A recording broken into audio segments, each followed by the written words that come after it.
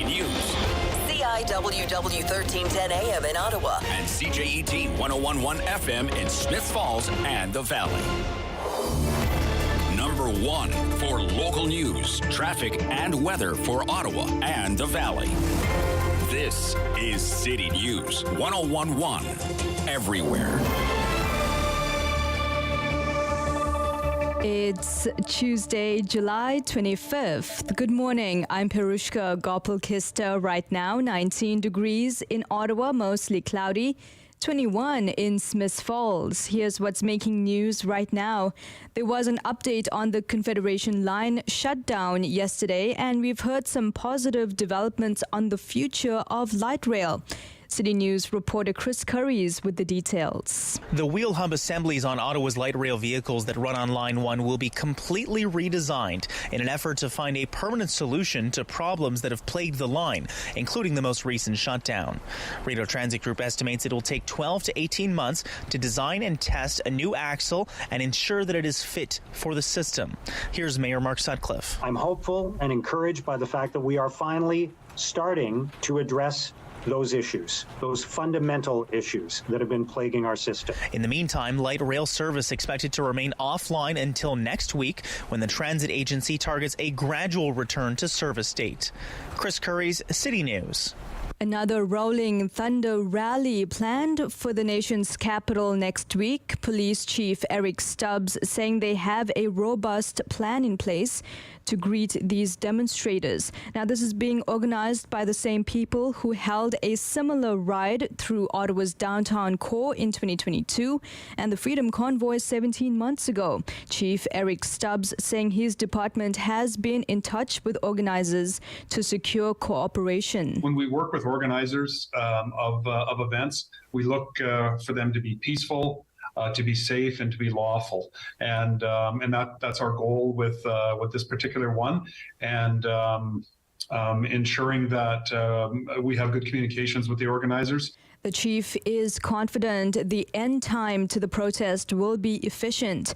As for the number expected, Chief Stubbs saying he is keeping that within the police service for now. The Premier is in the nation's capital this morning. He'll be joined by the Transportation Minister, Caroline Mulroney. Now, the two will speak at 11 o'clock this morning. Now, checking in with your weather for the next few days, let's get the latest from our meteorologist, Jessie Uppel. Very muggy conditions once again for us through the Ottawa Valley. We'll have a mix of sun and cloud, the chance of some isolated showers and thunderstorms for this afternoon and evening. 27 degrees will feel like 34. Partly cloudy skies and dry conditions later tonight. We drop down to 17 degrees. Tomorrow, sunshine, dry, 30 degrees will feel like 37. Thursday, a mix of sun and cloud, the chance of thunderstorms returns, 29 degrees with a humidex near 39. Today's guaranteed high, 27. Right now, mostly cloudy in both Ottawa and in Smiths Falls. It's 21 degrees. Now, Canada's women's soccer team gearing up for a critical test against Ireland tomorrow at the World Cup. As our Vrajesh Dave explains, the red and white could get a boost from one of their best of who's coming back from the injury. After drawing Nigeria in their opener, Canada really needs some points here. They're second in the group behind Australia, but still empty in their goal differential. They've got a meeting with 22nd ranked Ireland tomorrow morning, who are dead last in the group. But Coach Bev Priestman says that's not to be taken lightly. They're a team full of heart, spirit and passion. And so when you compare that to Canada and what we're known for, it's going to make for a great game. And what I do know is when we get tested by teams like that, you often see the best of this team. Canada's also expecting midfielder Jessie Fleming to be back for tomorrow. The two-time and reigning Canada Soccer Player of the Year has been out all week with injury. She completed a full training session yesterday. Kickoff tomorrow's at 8 a.m. For Jesh Dave, City News. And I'm Perushka Gopal-Kista. For news anytime, follow up online at ottawa.citynews.ca. Connecting you and your community. This is the Sam Laprade Show on City News 1011 FM and 1310 AM.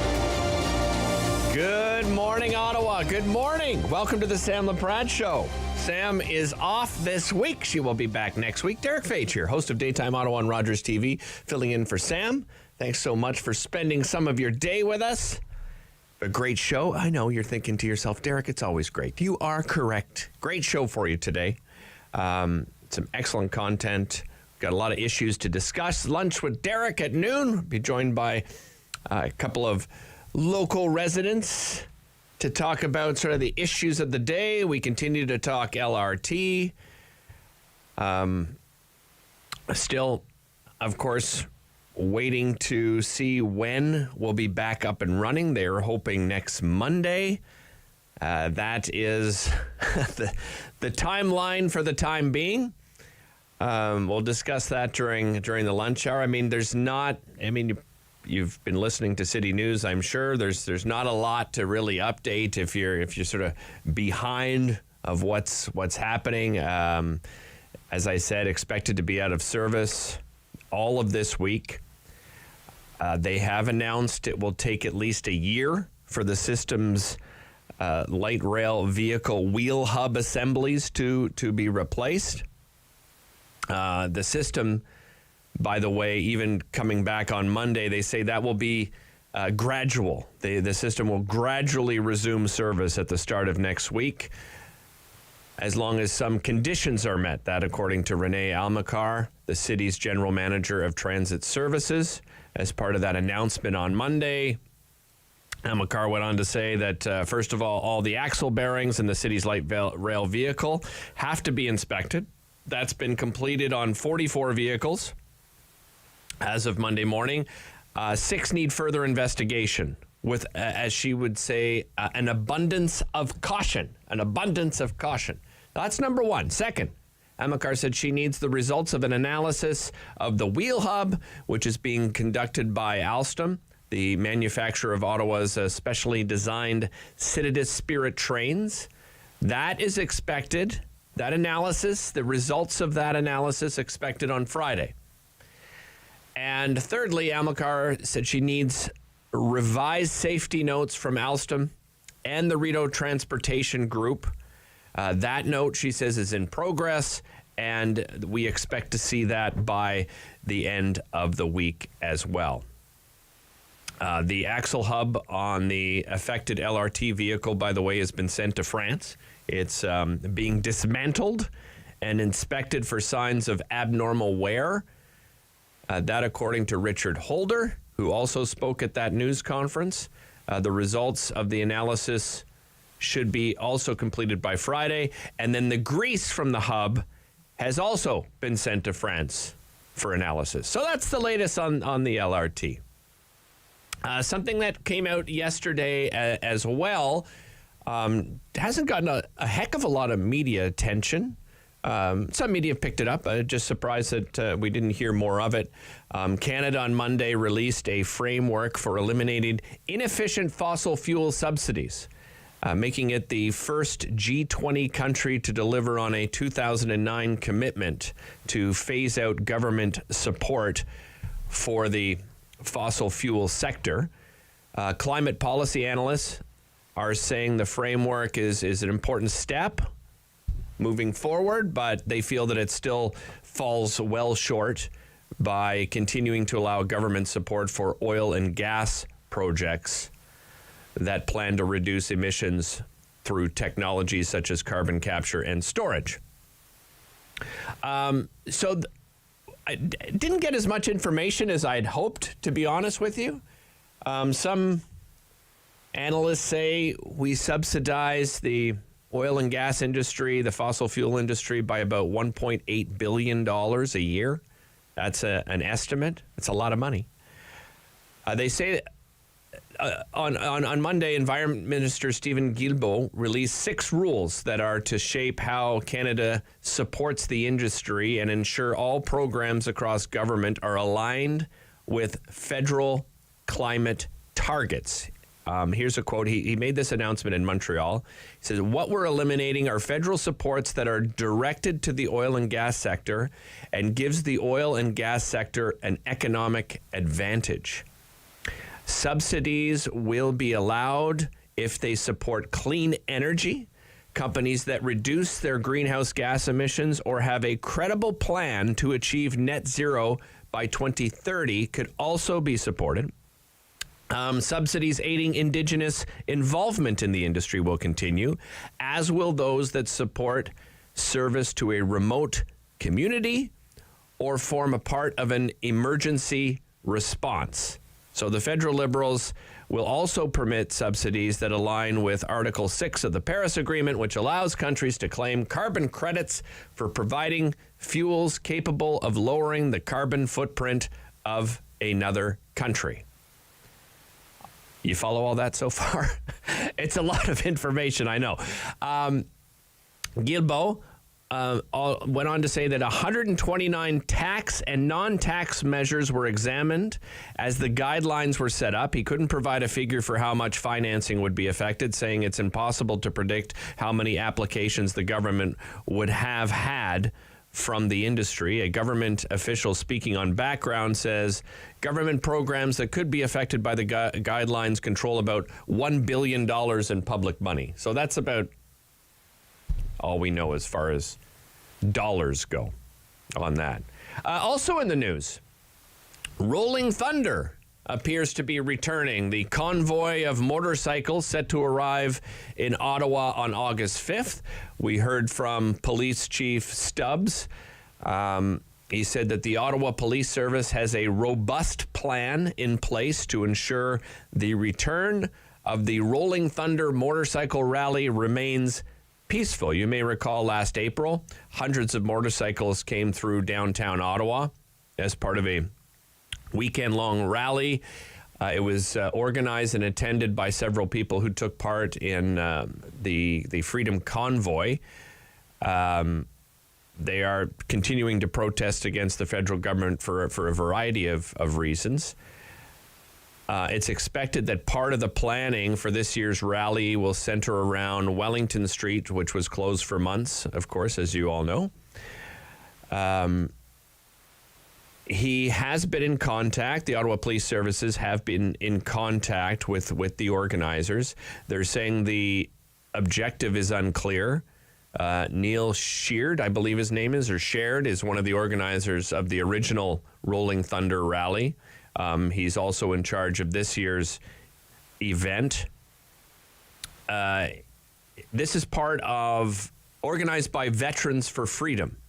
Well, Veterans for Freedom planning to set up at this year's Rolling Thunder event. The group says it is made up of proud members of the Global Veterans Coalition and the Canadian Veterans Network. The website lists several other organizations associated with the convoy protest as its partners. Last year, Sheard said that the Rolling Thunder event has always been about the veterans and is meant to give back to veterans. And if you recall, it was quite peaceful. They came rolling through. They gathered around the Canadian War Memorial. Police officers were set up. They had a route basically set up that the motorcycles could come through. So that's also something that we're discussing here on City News. Also announced a little bit later on, around 10:30, we're going to be joined by the president of ONEC, which is the Ottawa Newenberg Club. It's Ottawa's waterfront sports center, they say, on their website since 1883. Ottawa's Water Sports Center. They have a big announcement that they've just put out to their members. The NCC has made an announcement as well. We're going to chat with the president about that and what this means. There's been a huge renovation at the historic boathouse there.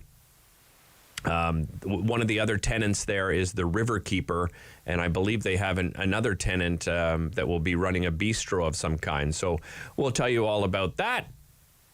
A great story coming up as well at around 11 o'clock. David Carver, the producer with David Carver Films, has an incredible story about Mo Norman.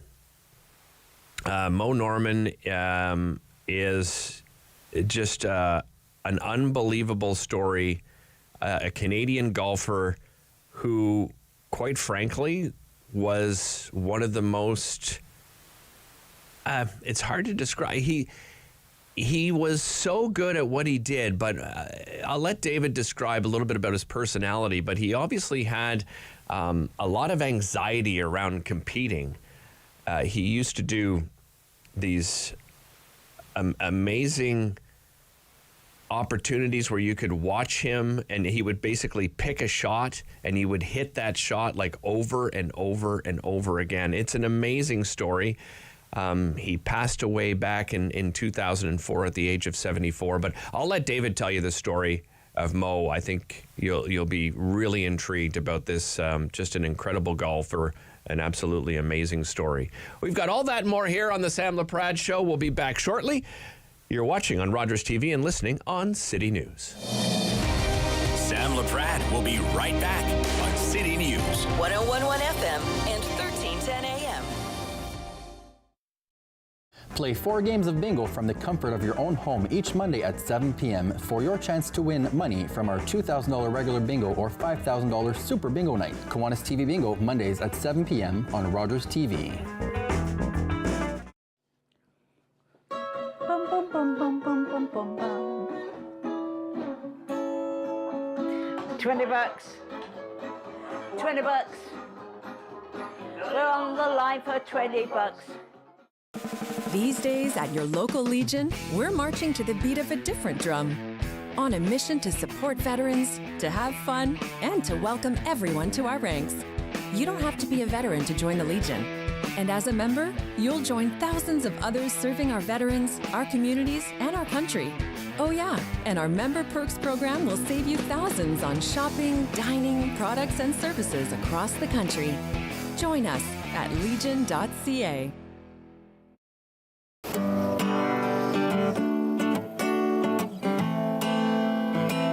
I'm a singer-songwriter from Six Nations, and I've been writing songs about my experience, and with that being said, it's helped me hold hope in my heart in following my dreams and being resilient to everyday Indigenous battles. Competition between spirit, earth, and wind, let me tell you now.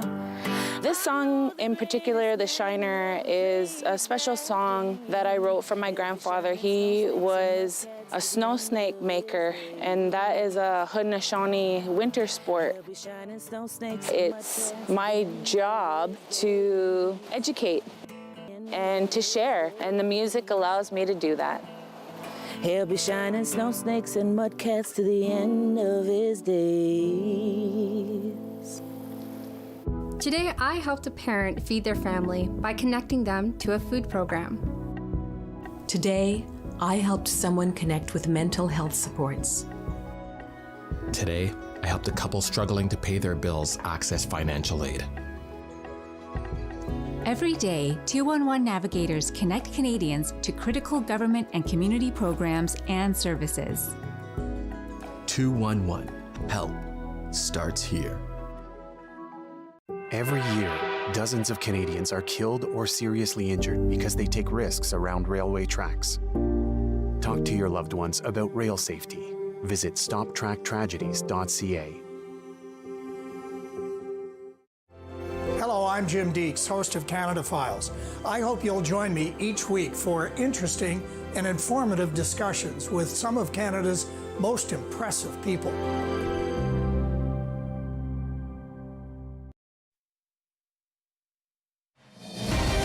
The Sam Laprade Show continues on City News. 101.1 FM and 1310 AM. Welcome back to the Sam Laprade Show. Sam off again this week. Derek Page here from Rogers TV filling in for Sam. We're going to get caught up of what's been going on at the Ottawa Humane Society recently. I'm joined by Communications Manager Stephen Smith this morning. Good morning, Stephen. Morning, Derek. How are you? I'm doing great. How about yourself? Not too bad. Very excited for Rabbit Week. I can imagine. Who knew we had a Rabbit Week here in Ottawa? But it's for a very good reason, right, Stephen? That's absolutely right. So Rabbit Week we've been running for the past 2 years, and it's to help get some of our adoptable animals into loving forever homes. Right now, we have a lot of rabbits in our care who would love to go home with a great family. Stephen, what brings them to you? I understand you have close to 30. Under what circumstances do you normally get, rabbits at the Ottawa Humane Society? Well, like many of our animals, it depends, of course. Some might come as an owner surrender. Some might be found outdoors as strays. And what we typically will see, though, is that rabbits will come to us in entire litters. So it's not just a single rabbit coming to us, but rather a family of, say, 10 and up. Is it unusual to have this many rabbits in your care? Well, I wish I could say it was unusual, but for the past 2-3 years or so, we have seen a really high number of rabbits in our care. And right now, we're actually probably at the highest we've seen with these 30 adoptable rabbits. That's about a 50% increase from where we were last year at the same time. Let's talk about caring. So somebody, I know rabbits are cute animals, and, a lot of young people in particular, see them and they may hear about it and, approach their parents and want a rabbit. What kind of environment does a rabbit need? Sure thing. So it can depend on the rabbit a little bit because they each have their own unique personality. Just imagine, like, say, a cat or a dog in that case. And for rabbits, they're, of course, going to need an enclosure where they can have a little bit of private time and can have a bit of safety. But an important part, though, is that you don't just necessarily keep a rabbit in their enclosure all their lives. They need to have daily time outside their enclosure, say, roaming your house, as you might imagine a cat. Are you doing anything special for Rabbit Week? Anything that you're offering adopters at all? Absolutely. So right now we have a more than 20% discount on our adoption fee for rabbits. We have a free bag of hay with each rabbit adoption and a $20 gift card from Farm Boy to purchase some fresh veggies as treats for your rabbits. I love it. What a great initiative. Well, since I have you, why don't we talk a little bit about what else is going on? Of course, there are other adoptable animals in your care. What is the case that you're looking at right now as far as, other animals that are looking for that forever home? Well, we also have a fair number of guinea pigs and rats in our care at the moment as well. We are also in the midst of kitten season, so we do have a fair number of cats available for adoption too. And truly, though, I'd say it really is the rabbits right now who are looking for their perfect forever home. So, but that being said, we do have animals of all shapes and sizes who would be great to fulfill your home. Stephen, walk me through the adoption process. What does the process entail? Sure thing. So it can start in a couple of ways, and one of the ways you can start is just by hopping onto our website and checking out the available animals. So there you'll be able to see every animal who's available for adoption, and you'll also be able to submit an adoption application for them. And so from there, our team's going to take a look through the application, and then they'll arrange an adoption appointment in order to have that first meeting between the adopter and their animal, and to make sure that it's a good match between the two. And after that counseling appointment happens, then they're off to their forever home, provided it's a great match. Foster program is still running strong. Let's talk about foster opportunities and what that entails. Oh, absolutely. As you might imagine, we are also looking for rabbit foster volunteers as well. So any rabbit folks out there who would like to add a temporary friend to their brood should contact us. And as well, too, we have foster opportunities for, again, cats, dogs, you name it. And we're always looking to grow the program. And, of course, that is a program where you can bring a homeless animal home just temporarily, where you can give them a little break from the shelter. So it could even be just, say, a couple of weeks, maybe even for a weekend, perhaps in some cases. And it helps animals in a few ways, especially, say, an animal who's recovering from a surgery might do better in a foster home. Some animals prefer the hands-on care they can receive there. Or in some cases, too, there's animals who, say, don't adapt as well to the shelter environment and prefer to be in that home environment while they wait for their forever home. It's been a hot summer, Stephen. Let's just remind people, the effects of heat on your pets. Oh, absolutely. So, of course, one of the main things we'll always say for the Humane Society, of course, is never leave your pet in a hot car.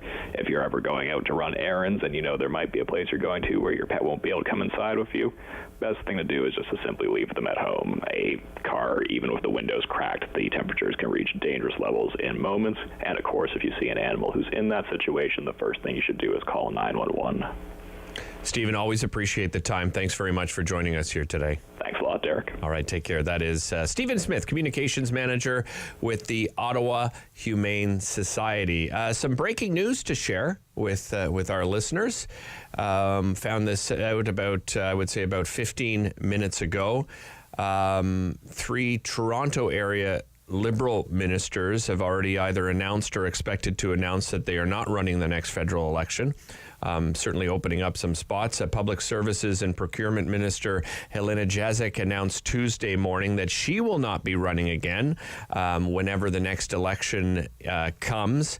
The Ontario MP for Markham Stouffville posted on social media that it has been an immense honor and privilege to represent our community at both the provincial and federal levels. And Transportation Minister, this has come as no surprise to anyone, Omar Alghabra, who represents Mississauga Centre, will also not be seeking re-election and will be shuffled out of cabinet as a result. He went on to say, I have news to share. After a lot of reflection, I decided to not run in the next election. As a result, I will be stepping aside from cabinet. I was first elected in 2006 and have had the journey of a lifetime.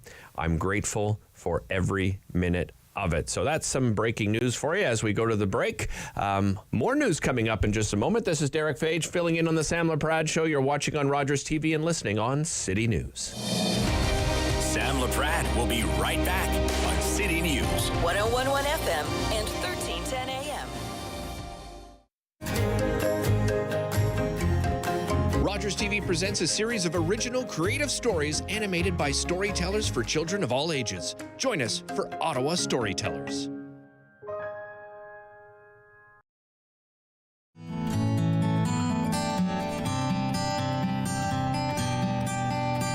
It's a new season of The New Fly Fisher on Rogers TV.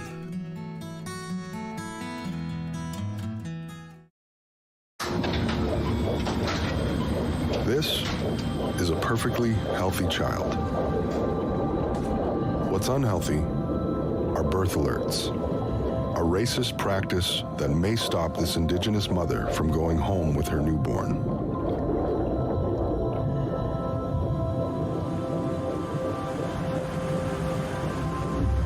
Become an ally. Rise above racism in healthcare.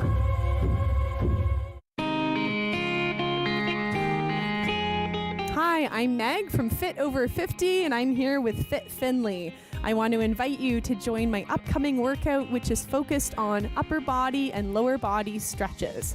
No equipment is required. All you'll need is a chair. Hope to see you there. Fit Over 50 with Meg.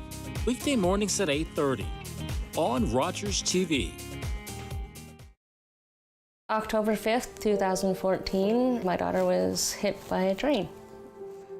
She was walking along the sides of the tracks, and it shattered her world.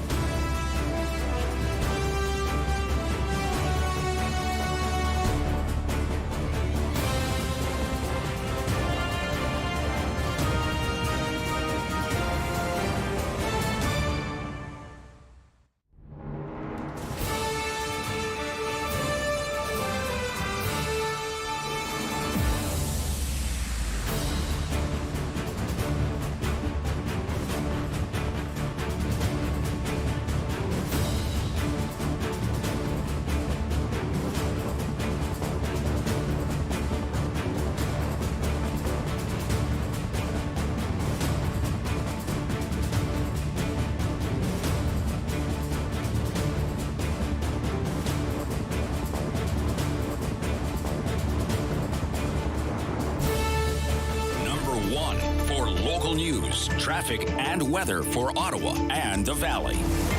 This is City News 101.1 everywhere.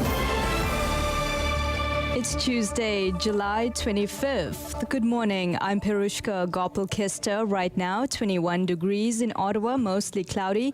Smith Falls, it's 23. Here's what's making news right now.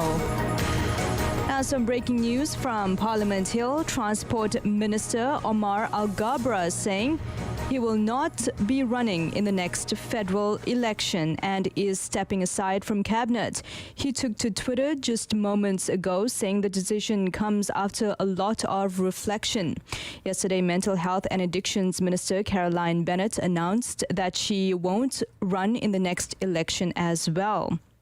But the Public Services and Procurement Minister, Helena Jazik, says she will stay in her riding until the next election. Prime Minister Justin Trudeau is expected to shuffle his cabinet tomorrow, but stay with City News for the latest on any developing details.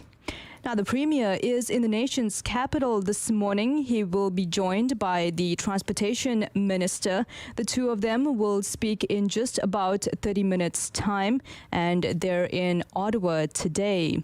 City News time, it's 10:31. I'm Perushka Gopal-Kista for News Anytime. Follow up online at ottawa.citynews.ca. The Sam Laprade Show continues on City News. 101.1 FM and 1310 AM. Welcome back to the Sam Laprade Show. Sam is off again this week. Derek Fage here filling in for Sam. A big announcement, something I've been paying very close attention to, and that is the Ottawa New Edinburgh Club. The beautiful boathouse they have there has been under major renovations. It certainly needed renovations. Maintenance became more and more difficult. The place has been, this Ottawa New Edinburgh Club has been around since 1883. I mean, that's quite the history behind this club. Here to tell us, some of the latest news in and around the club, I am joined by the president of ONEC, the Ottawa New Edinburgh Club, Megan Hanlon. Good morning, Megan.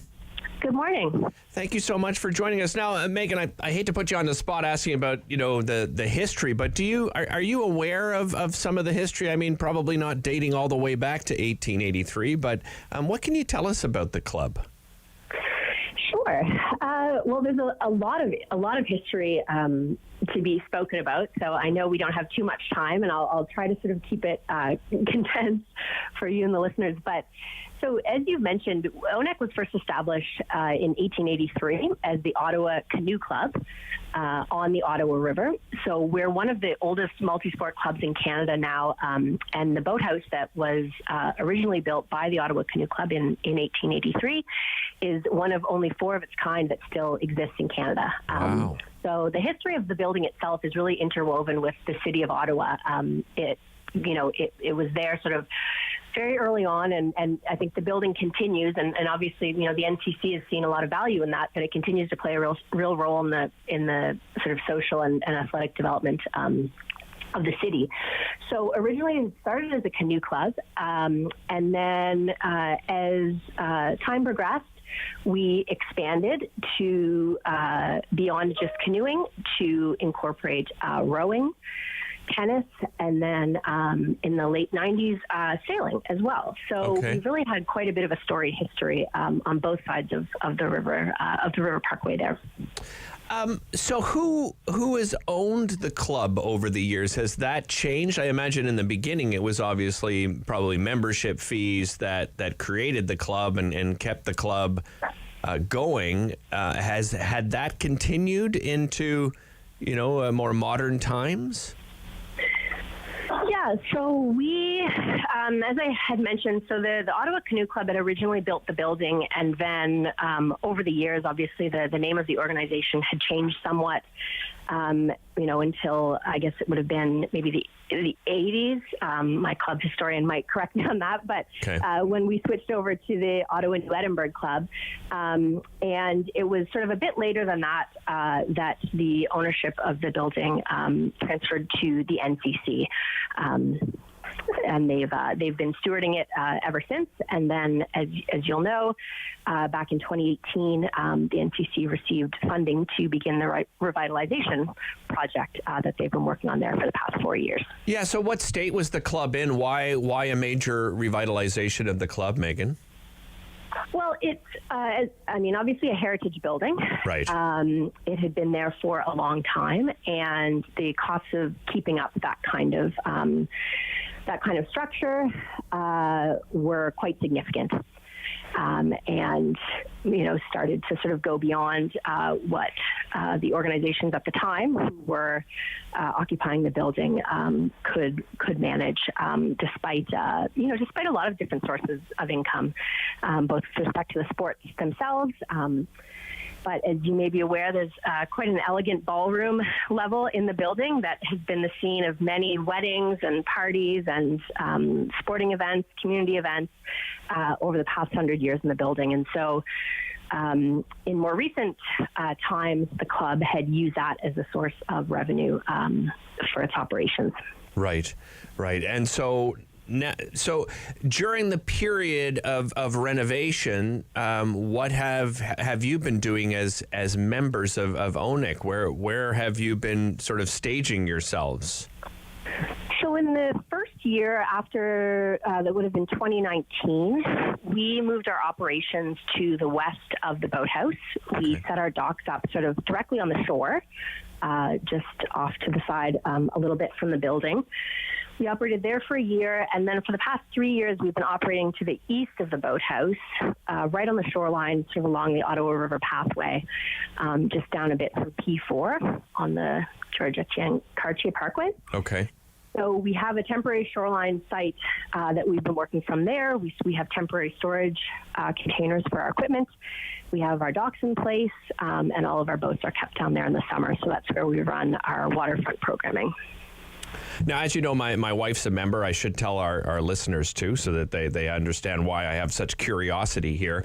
And just from her and from other members, just hearing how, inconvenient it has certainly been, right, in the last 3 years, and the docks and so forth, aren't in the best shape. I think that's fair to say. So what kind of access then? Because, that they've built some new docks there. They've also added in, I guess, a swimming program. Is that right? Yeah. So, yes. So I think today's the grand opening of the site. We'd invite everyone to come down today to check it out. There is a new swimming area there, which is really exciting for folks to have a place sort of right downtown in Ottawa to go to get in the water. So that's sort of a new public amenity. In terms of our space, we will be occupying part of what we call the club level floor, which is sort of the lower level in the boathouse. Okay. We'll be sharing that floor with the Ottawa Riverkeeper. So we'll be occupying sort of half of that floor, and the Riverkeeper will be on the other half. And then the plan is for our docking sort of system to be set up to the west of the boathouse as it was before the renovations. So you'll be taking the existing docking and putting it in that location? We're still working through some of the details of the docks, but that of sort of what that exactly will look like. But what happens with then boat storage once you gain? Because this will be sort of a slow integration back in, right? Is my understanding. You don't even have access to the space for a few weeks. But what about boat storage? What will that look like? That is going to require a bit more creativity on our part. Okay. In previous years or prior to the renovations, because we were the sole occupants of the building, we had used the space there for winter storage. So over the past few years, we've been working with the NCC, and they've been quite helpful in that respect to look at other sort of off-season storage options. So for the time being, we're using an off-site storage unit over on Woodruff Avenue, and we also use part of the tennis grounds that we occupy across from the river house for winter storage for certain of our sailboats. So that's going to continue for the time being, but we're continuing those discussions with the NCC on a longer-term solution. What about in season then? Where your boats still remain on shore? Do you have storage within the facility itself? What does that look like? So during the our operating season, our sailboats will be moored on the docks.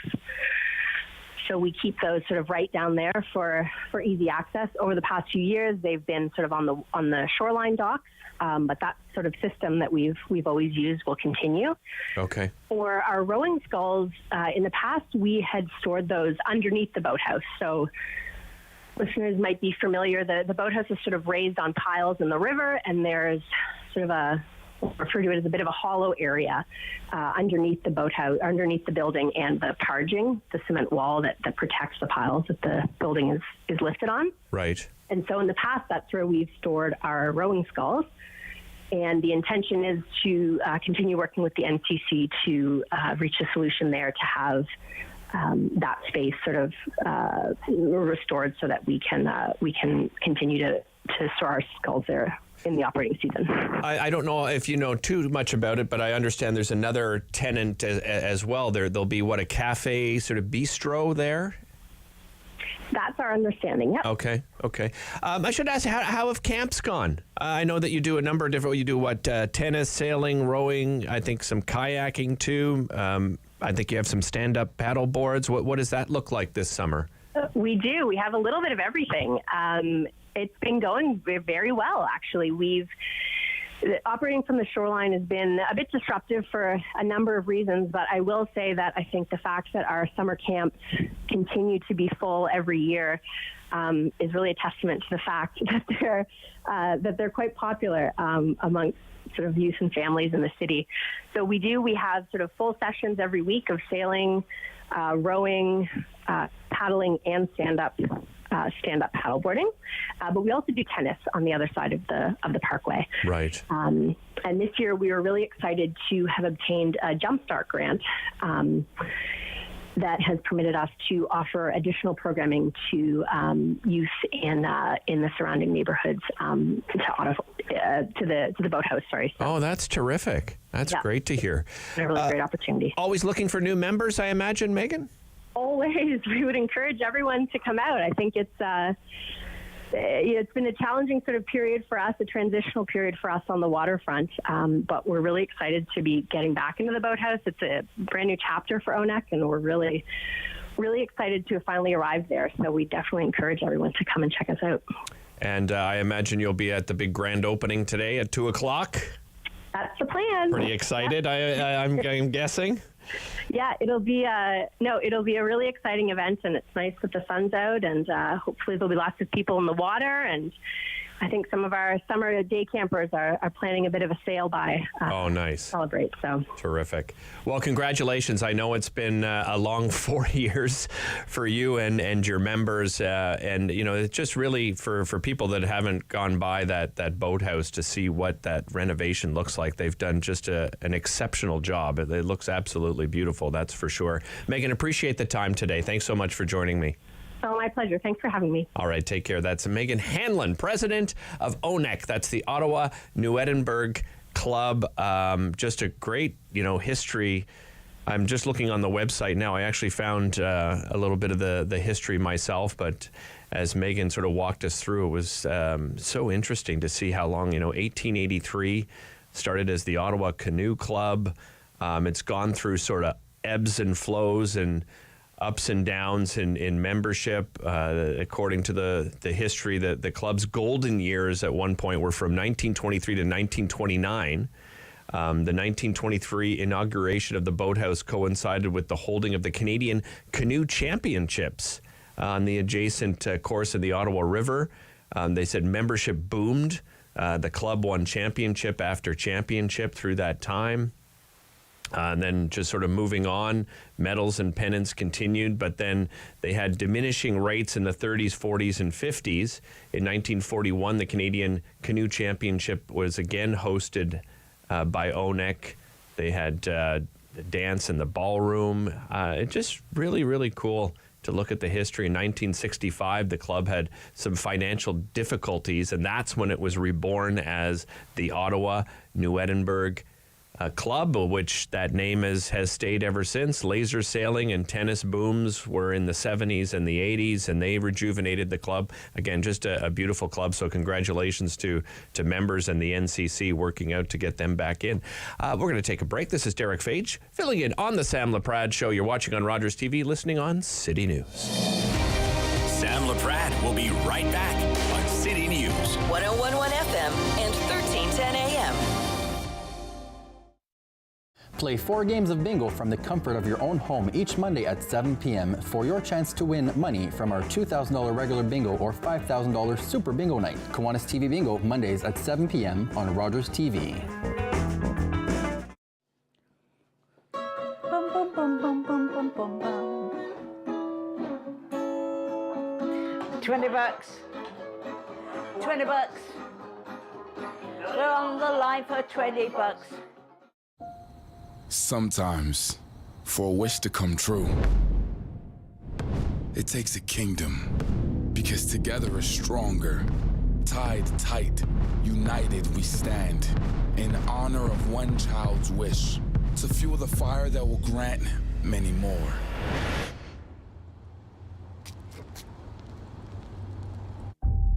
Join the kingdom.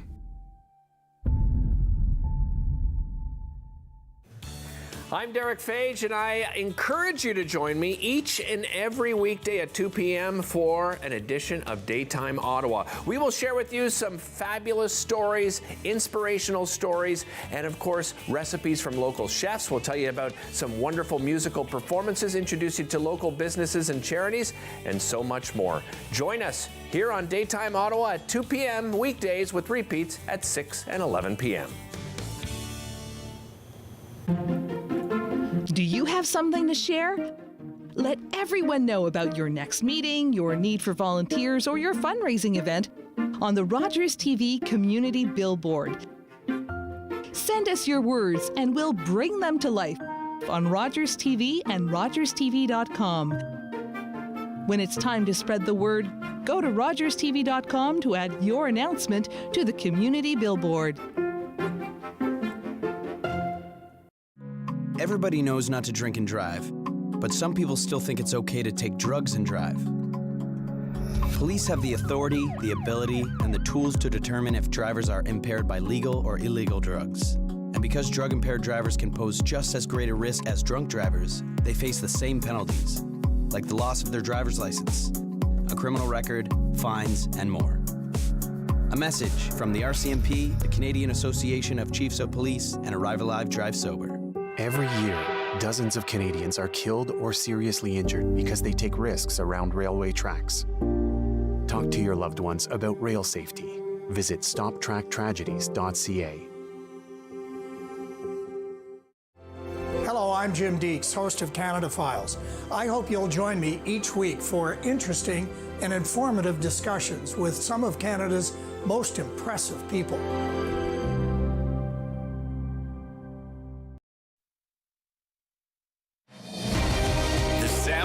Show continues on City News. 101.1 FM and 1310 AM. Welcome back. Welcome back to the Sam Laprade Show. Derek Fage here, filling in for Sam. Sam is off again this week. She'll be back next week.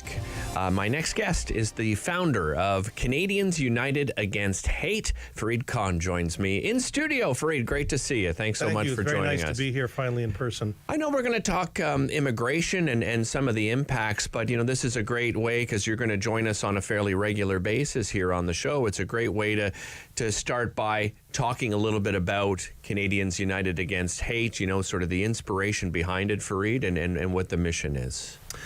Well, the mission is obviously, given the name of the organization, to eliminate hate from Canada. Canadians who are opposed to hate and want to try and eliminate the narratives of hate that we're seeing. And the organization started as a personal project because I saw over, like, certainly during 9/11 after 9/11 as a Muslim, but then following that, this increasing narratives of hate. And then after the murder of the 6 Muslims at the Quebec City Mosque, it sort of went into overdrive for me, and I thought that there wasn't a a platform out there or an organization out there that was strictly focusing on fighting hate. And so that's how I got around to establishing it. And in the short time that we've been around, we've got a network of people across the country who are opposed to all forms of hate, wherever it's coming from, who have spoken out, who are active in their communities.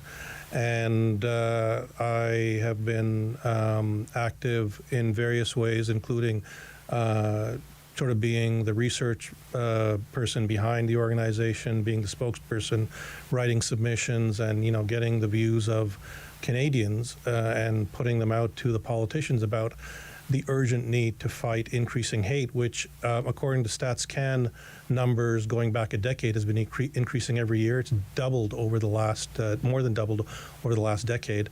And pretty much every group, racialized and other minority group in this country, has been a target of hate.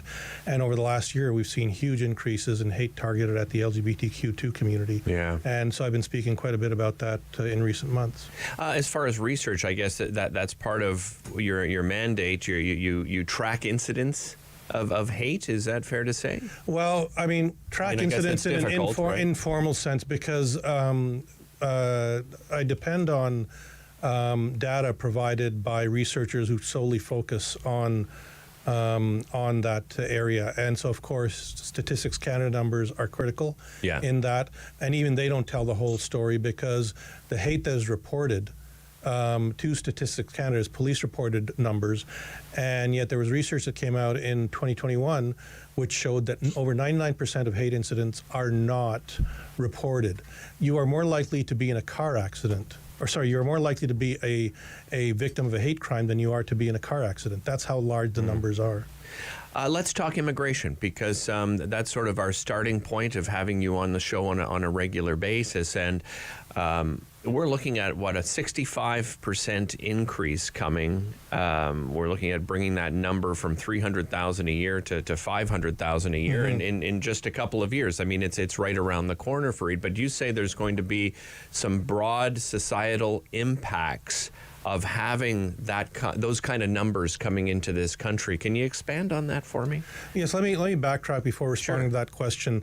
The 300,000 number is a floating target, because those numbers were determined back in the early 2000s, and the numbers have been roughly that. But over the last decade, the average immigration per year has been more in the 400,000 range, actually. So that's immigration plus refugees, and so forth.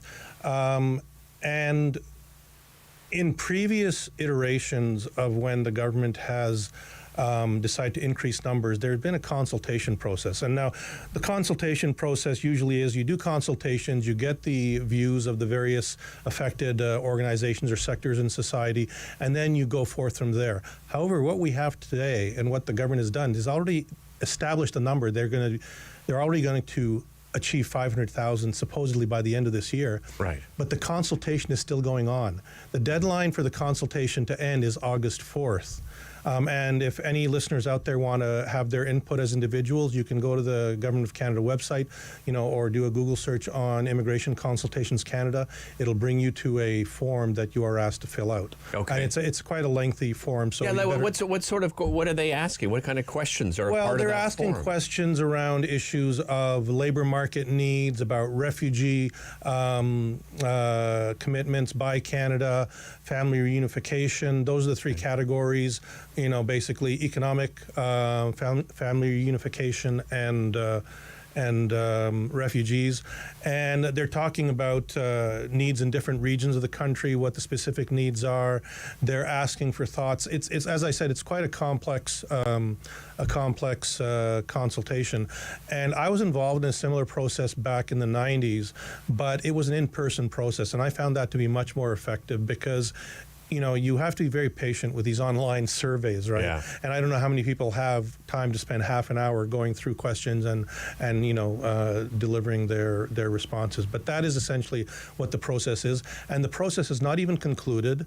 They have not vetted the responses and analyzed the responses, but they've already determined they're going to go ahead and raise the numbers to 500,000, which is, frankly, is putting the cart before the horse. Yeah, and you're saying you don't believe we're ready for those kind of numbers in various ways, social and even physical infrastructure. We're not prepared for those kind of numbers. Look at, we see asylum seekers in Toronto, living on the streets. Yeah, exactly. Right? We have, the city of Toronto asking for more money to help with immigration, asylum seekers. Ottawa is doing the same. We had 200 people here in Ottawa that the lease the government had with the hotel is up. 200 people are out, and they have to find, a new place. I mean, I think when you say we're not ready, you're dead on.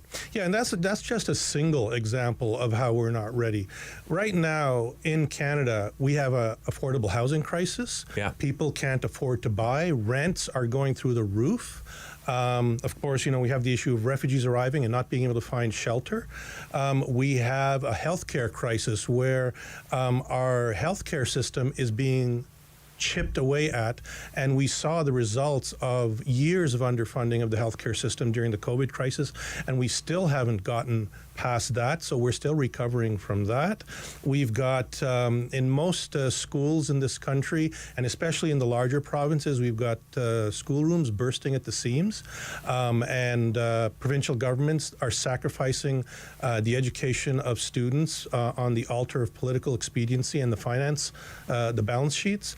And we have issues of various jobs in different sectors that have gone unfilled, even with the immigration that we have now. And one of the aims of these new immigration numbers is to try and bring in economic immigrants who can fill those needs. If we can't do it under the old system, who's to say that we're going to be successful with 200,000 more people coming into the country? Right. Now, listen, I'm all for immigration. Immigration built this country. Mm-hmm. I am an immigrant. My parents were immigrants. I grew up in an immigrant community in Toronto. Most of my closest friends from back then are immigrants. So I don't have anything against immigration. But if we are going to increase these numbers to the extent that the federal government wants, let's have a real dialogue, a real discussion, real consultations with the various sectors, and not just say, we're going to increase immigration by 65% as of the end of this year, and, oh, by the way, we'll figure it out as we go along. I mean, I'm sorry, that's a recipe for disaster. Yeah, and I mean, you touched on so many things that we have to think about, education and healthcare and housing and so forth, and that's why we're so happy to have you as a regular guest, because we'll go take a deeper dive into each of those things. Fareed, really appreciate the time today. Thank you so much for stopping by. No, thank you for having me in studio. Really appreciate it. That's Fareed Khan, founder of Canadians United Against Hate. We've got lots more coming up here on the Sam Laprade Show. You're watching on Rogers TV and listening on City News. Sam Laprade will be right back on City News. 101.1 FM and 1310 AM. Rogers TV presents a series of original creative stories animated by storytellers for children of all ages. Join us for Ottawa Storytellers.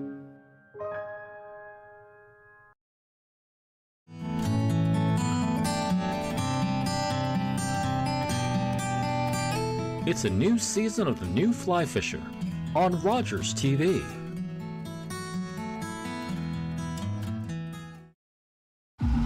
Hi, can I take your order? Hello? Oh, hey. Wait, what was the question? Let me guess. One driving high combo, extra baked? No. Could I get a burger with a side of fries? Think you're a better driver when you're high? Think again. Smoking weed affects reaction time and concentration. A message from Mad Canada. Hey everybody, my name is Karen. I'm here with my best friends Shane and Monique. Join us on Rogers TV for Fitness Faction. Every week we're going to take you through a full body workout. We've got strength training, we've got cardio, we've got HIIT. Ladies, let's get back into it. I think we've got 10 more skaters. Let's go.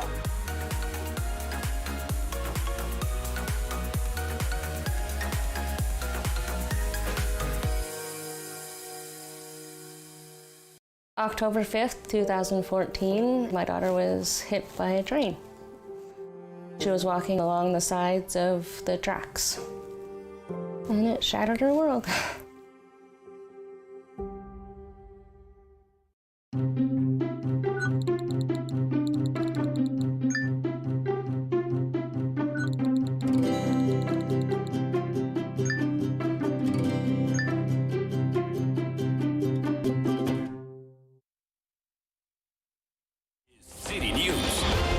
WW 1310 AM in Ottawa. And CJET 1011 FM in Smiths Falls and the Valley. Number one for local news, traffic, and weather for Ottawa and the Valley. This is City News 1011 everywhere. It's Tuesday, July 25th. Good morning. I'm Perushka Gopal-Kista. Right now, 21 degrees in Ottawa, mostly cloudy, 23 in Smiths Falls. Here's what's making news right now. Another pair of federal ministers announcing they're not going to run again in the next election. This comes just one day before the Prime Minister expected to make a large shuffle to his cabinet. City News Parliament Hill reporter Cormac McSweeney joins us with the details. Transport Minister Omar Al-Gabra is the highest profile minister so far to announce that ahead of this expected shuffle, he will not be on the ballot in the next election. Until then, I will continue to serve the constituents of Mississauga Centre as their Member of Parliament. As a result of this decision, I'm also stepping aside from my role as minister. Al-Gabra says the Prime Minister needs to have a cabinet in place that will run in the next vote, which is why he's stepping away. This video that he posted came right after Public Services and Procurement Minister Helena Jaczyk tweeted that she will not be running in the next federal election as well. Jaczyk was first elected in 2019. Al-Gabra was first elected in 2006, but only served a couple of years before losing his seat and then getting re-elected in 2015. He says he will continue to support the Prime Minister's vision going forward. This all comes after Mental Health and Addictions Minister Carolyn Bennett, a longtime Liberal MP, announced Monday that she will not stand for re-election. The cabinet shuffle is widely expected to take place tomorrow and should be a large one with many ministers on the move. Cormac McSweeney, Parliament Hill. Now, here at home, we finally know when the light rail system is expected to reopen. City News reporter Chris Curries joins us with the details. Those behind the scenes say they are finally working on a permanent solution to what's been plaguing the Confederation line for years, the wheel hub assemblies, and will now spend the next 12 to 18 months on a redesign and new testing protocols. Mayor Mark Sutcliffe. That alone will not solve all of our issues. But I and the team at OC Transpo are hopeful that this redesign will be a giant step forward. At last, we are working on the root problem and not just the issues that arise from it. Tests are still ongoing in the meantime, so the O train will remain shut down. OC Transpo working on getting the system back up on Monday as a target date, and that would be for a gradual return to service. Chris Curry, City News. Now checking in with your weather for the next few days, here's meteorologist Jessie Uppel. Very muggy conditions once again for us through the Ottawa Valley. We'll have a mix of sun and cloud. The chance of some isolated showers and thunderstorms for this afternoon and evening. 27 degrees will feel like 34. Partly cloudy skies and dry conditions later tonight. We drop down to 17 degrees. Tomorrow, sunshine, dry. 30 degrees will feel like 37. Thursday, a mix of sun and cloud. The chance of thunderstorms returns, 29 degrees with a humidex near 39. Today's guaranteed high, 27. 23 degrees right now, feeling more like 29. It's 24 in Smiths Falls. It's the battle of the threads, Meta's new social media platform Threads. Now, it appears that not many people are sticking around. More than 100 million users signed up for Threads within 5 days of its launch this month, but early data shows that engagement on the app has dropped off since then. It's a sign that convincing users to download and try new apps is one big task, but keeping their attention online is another big challenge. Now, in the weeks following that launch of the new social media platform, experts raised concerns about the app's privacy policy. alleging hackers that they're able to collect sensitive information from those who are using it. And an update on Twitter, or X now. Our Jeff Rahoman joins us with the latest on how Elon Musk is changing or rebranding the platform. Yeah, we told you all about the Twitter rebrand as X yesterday. Today, we're hearing that name change might not stick. It's a really bad idea. Yeah, a bunch of people are reporting through tweets or X's that Elon Musk might not actually own the copyright to the term X. More reports say Meta, aka Facebook, aka Mark Zuckerberg, aka Elon's enemy, owns the rights to call anything online X. Someone else reporting Microsoft owns the term X for anything financial or e-commerce.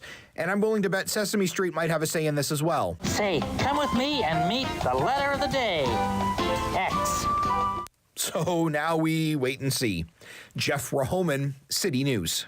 And I'm Pirushka Gopal-Kista. For news anytime, follow up online at ottawa.citynews.ca. The Sam Laprade Show continues on City News. 101.1 FM and 1310 AM. Welcome back to the Sam Laprade Show. My God, he might not even own the rights to use X. Oh my goodness. For a genius billionaire, that's dropping the ball, I'll tell you. That is dropping the ball. My goodness.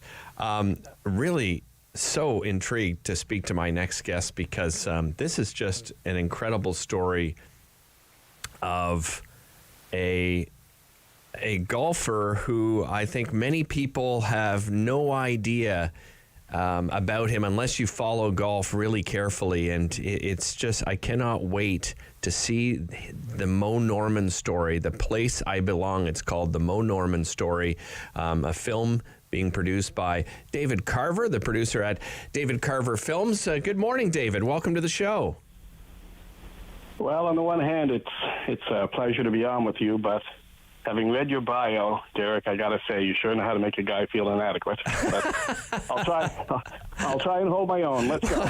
Where did you read my bio? My goodness, I'm going to have to look that up. Holy jeez. Listen, if you don't know what you've done, I can't help you. David, as I said, perhaps an unknown name to many of our viewers on Rogers TV and our listeners on City News. Tell our listeners and viewers about Mo Norman. Well, you're kind of partially right. I think he's kind of an unknown legend. Yeah. Certainly, there's an element within the golf world that knows who Mo Norman is, and there are what I would call civilians out there, and there's a hardcore group of those, and I've spent time talking to a lot of them that know him as well. He's basically a Canadian golfer who.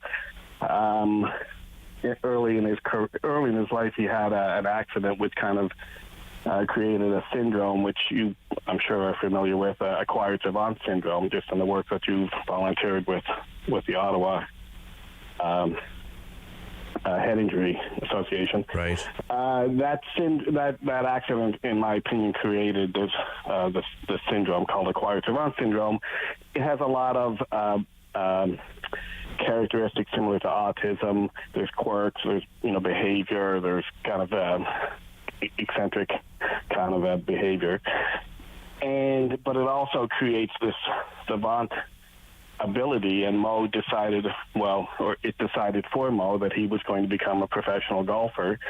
But the syndrome has quirks that would be anti-golf, following tradition, following etiquette of the sport.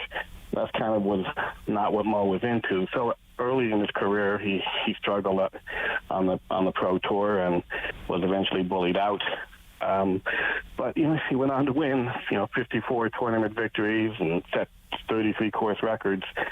But still kind of an unknown legend outside of the golf circle.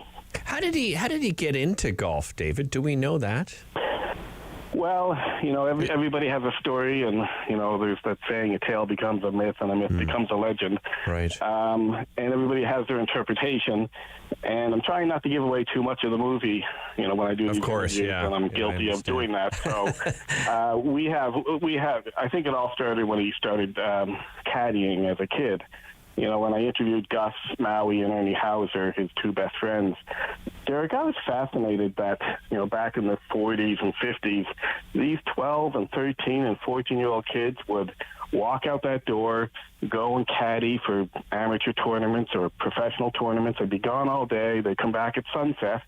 And, the parents, on the one hand, wouldn't know where they were. But on the other hand, these young lads were having adventures of their life. And it's definitely a lesson that we're trying to exploit and explore in the movie. Ideally, young people will go to the movie and they'll go, holy crap, these people, they left the house in the morning and they had adventures of kids.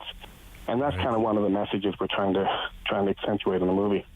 And I guess he was known just for how incredibly accurate he was, right? That's what really stands out as far as his game in general.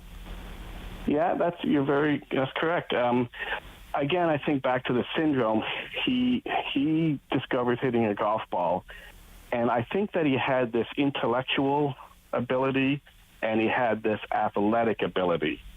And he didn't like really being around people. He couldn't play on team sports despite being, great at hockey and great at baseball.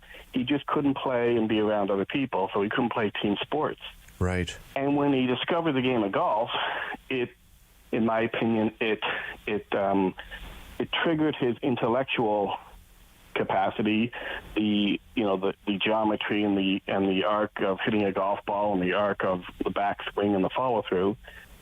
It triggered and stimulated his athletic ability, and I think he discovered something that he could do by himself. Because golf is really a game you play by yourself. Exciting news with who's directing this film. Let's talk about that, David. Let's talk about that.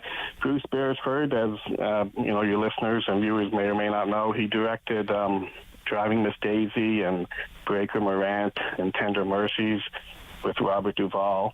And what I find fascinating, and I said this to Bruce, I said, I think I'm more upset about this than Bruce is, or maybe he's just gotten over it, but he directed Driving Miss Daisy. Jessica Tandy had an Academy Award. Yeah. I think Morgan Freeman had an Academy Award nomination. Could be wrong, but I think maybe Dan Aykroyd had a nomination. And the screenplay won Best Screenplay, and then the movie won Best Movie. Right. But Bruce didn't get an award nomination or award. And that just upsets me. And I had no dog in that fight, but it kind of upsets me. But he definitely, put aside that he makes these great classic traditional movies, and he's very, very good at the period piece and attention to detail.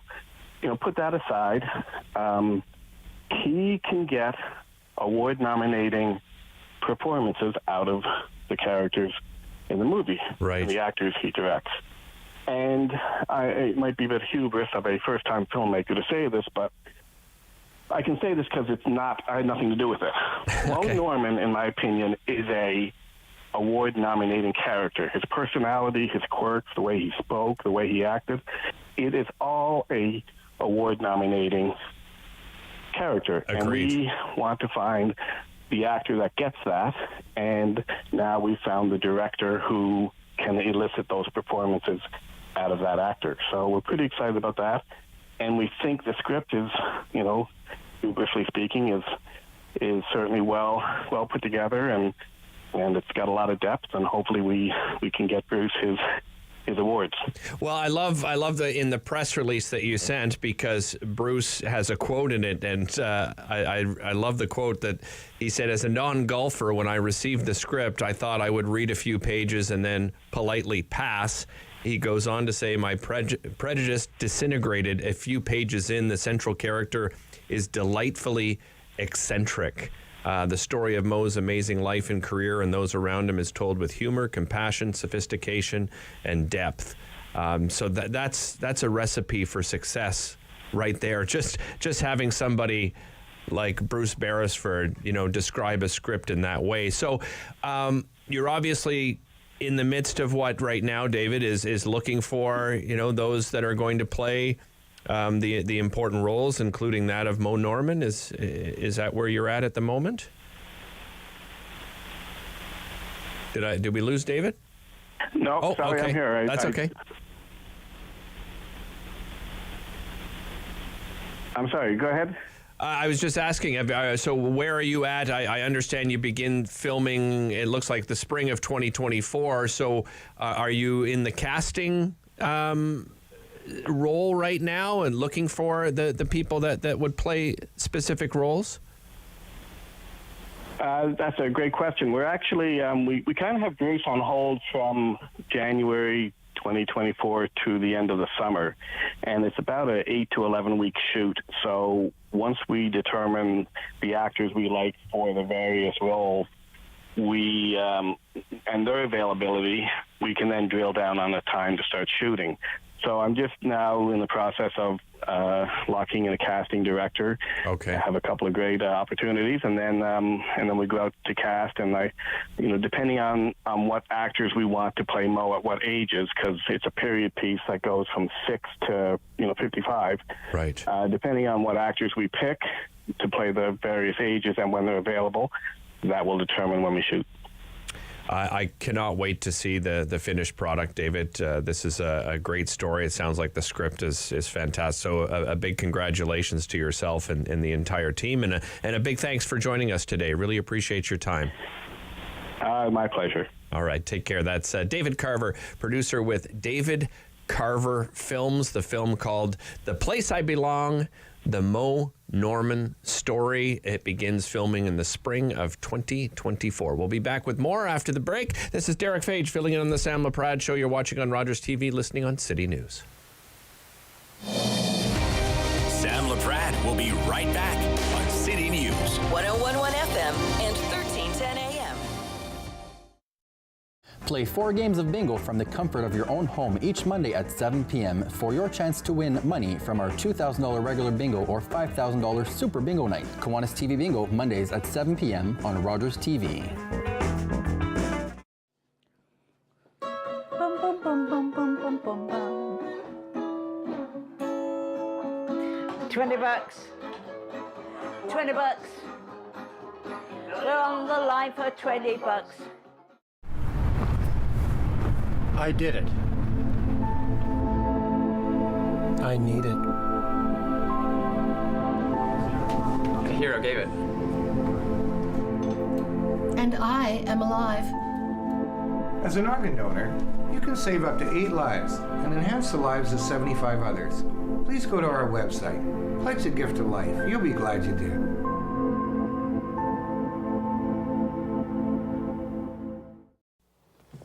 Your visit isn't really necessary. I'll judge for myself. I know you're an MP, Miss McPhail, but a woman has never... I am not leaving till I do.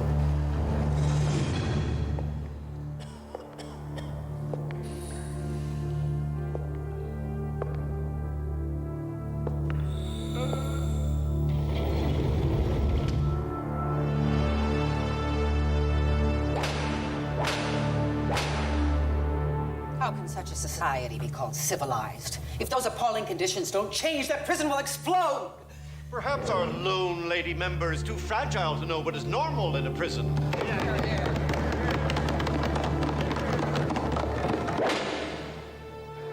Is this normal?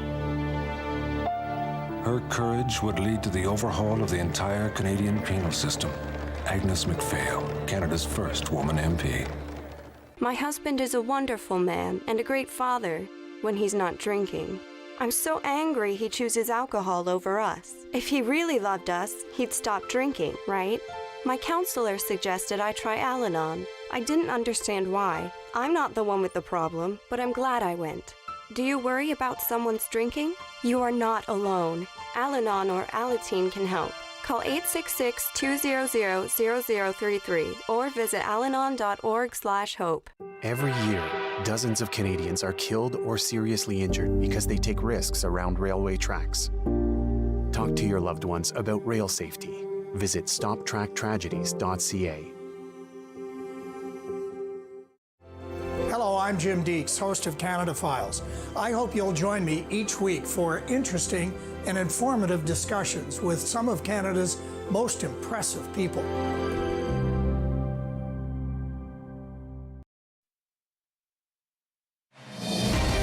The Sam Laprade Show continues on City News. 1011 FM and 1310 AM. Welcome back to the Sam Laprade Show. Derek Fage here filling in for Sam. We got some latest figures from an aviation data firm showing that Canada's two biggest airlines see a far higher proportion of their flights delayed compared with many other of their peers abroad. Statistics from Cirium reveal that about 50% of Air Canada flights were on time in the final 2 weeks of June and the first 2 weeks of July.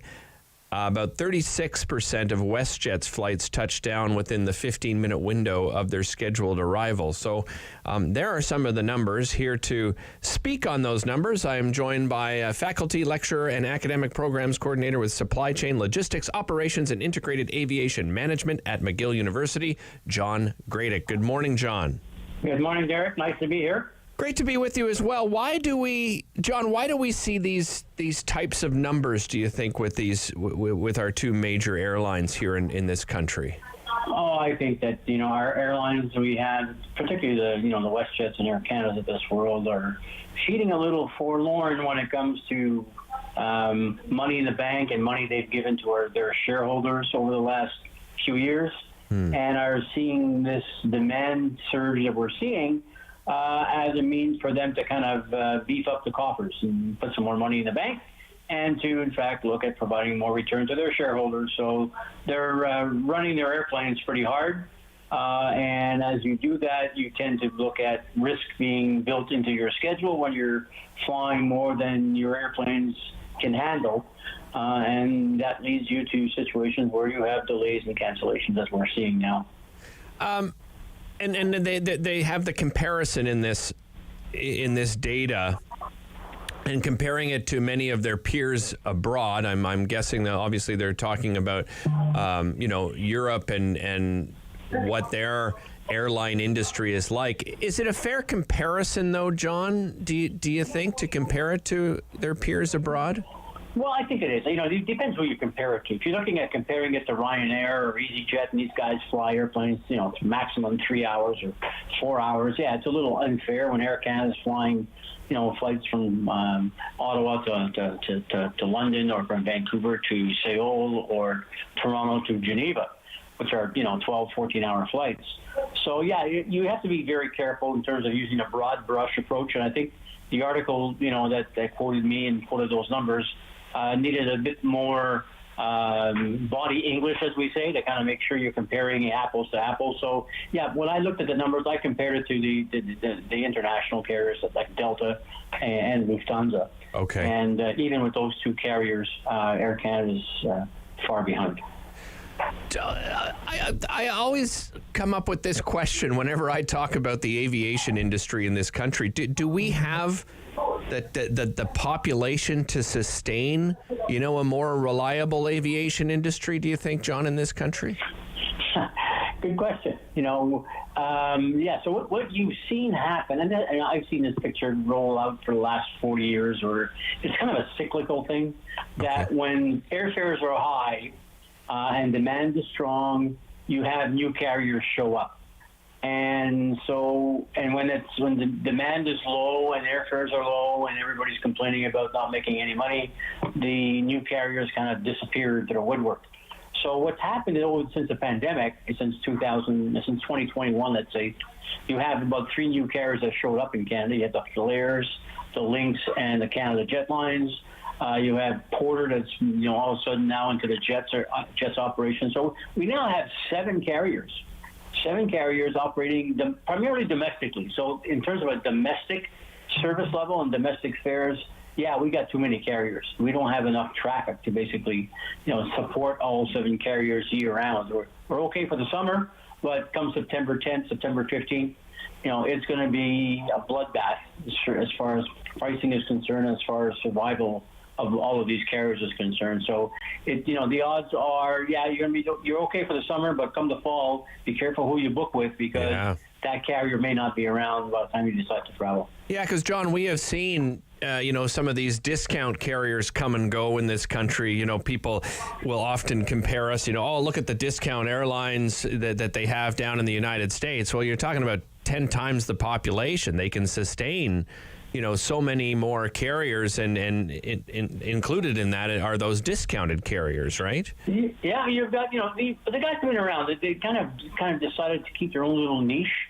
So the big 4 in the U.S., and I'm going to throw in Southwest as part of that big 4, stay away from competing head to head with Allegiant and Spirit and Frontier, which are the discount carriers in the U.S. So they've kind of, with time, they kind of set their own little markets, and they don't tend to compete with each other. In Canada, the problem is that the biggest markets we got, like Toronto, Calgary, or Ottawa, Vancouver, there's only a handful, like 30 or 40 markets in Canada that can sustain, year-round travel. And you got all 7 carriers playing around in the same market. So we're all in there trying to get a piece of a very small pie. And in the summertime, you can barely make it, but in the fall, winter, you're going after each other, and it's cutthroat pricing. So the era of Ottawa, Vancouver at $99 is coming back, and it'll be in place by October at the latest. Interesting. I'm sure you've seen the news that Transportation Minister Omar Al-Gabra has decided not to run and seek re-election when that comes up. He's obviously going to be shuffled out of that cabinet post. I'm sure you're not surprised to see that, John. Well, I'm going to stay away from Canadian politics and ministerial appointments. That's not my job. I hear you. No, I think that he's been very vocal in terms of things that he believes in ought to be done in the industry, and he's trying to basically address the public's concern with things like cancellations and passenger protection rights, and then staffing shortages. But he's up against the wall called, the aviation industry. And the aviation industry, particularly the airline industry, likes to point fingers at everybody else except themselves. Right. And they've got a fairly strong lobby, within the Canadian parliamentary system. So they've been able to kind of position themselves, well, and to kind of deflect some of the ministers' ambition. Right. So it's going to be the next Minister of Transport has got to as far as I'm concerned, and I'll dive into politics just for a very brief second. Has got to put his or her foot down, and say, listen, we need to protect Canadian travelers. It's not about protecting the airlines' interests, which is interesting, but that's not the objective of the exercise. The objective is to make sure Canadians are treated fairly when it comes to service, and that complaints associated with lousy service or compensation or whatever should be addressed promptly, quickly, and that has not been the case. So the objectives are very clear as far as I'm concerned of what the priorities are going to be for the new minister. Yeah, very well said, John. John, really appreciate the time today. Thanks very much for joining me. My pleasure. Have a great day. Take care. Thank you as well. That's John Gradick, Faculty Lecturer and Academic Programs Coordinator with Supply Chain, Logistics Operations, and Integrated Aviation Management at McGill University. We'll be back with more after the break. This is Derek Fage, filling in on the Sam Laprade Show. You're watching on Rogers TV, listening on City News. Sam Laprade will be right back on City News. 101.1 FM and 1310 AM. Rogers TV presents a series of original creative stories animated by storytellers for children of all ages. Join us for Ottawa Storytellers.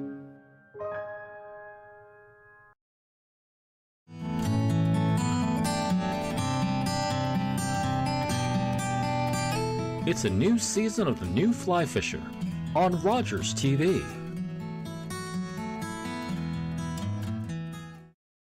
was our 35th anniversary. To celebrate, we were on our way to Mama Rosie's, where we had our first date. That's when we heard coming from the radio. So we stopped and listened. It helped us get to safety. So when I think of our anniversary, because now we have even more to celebrate.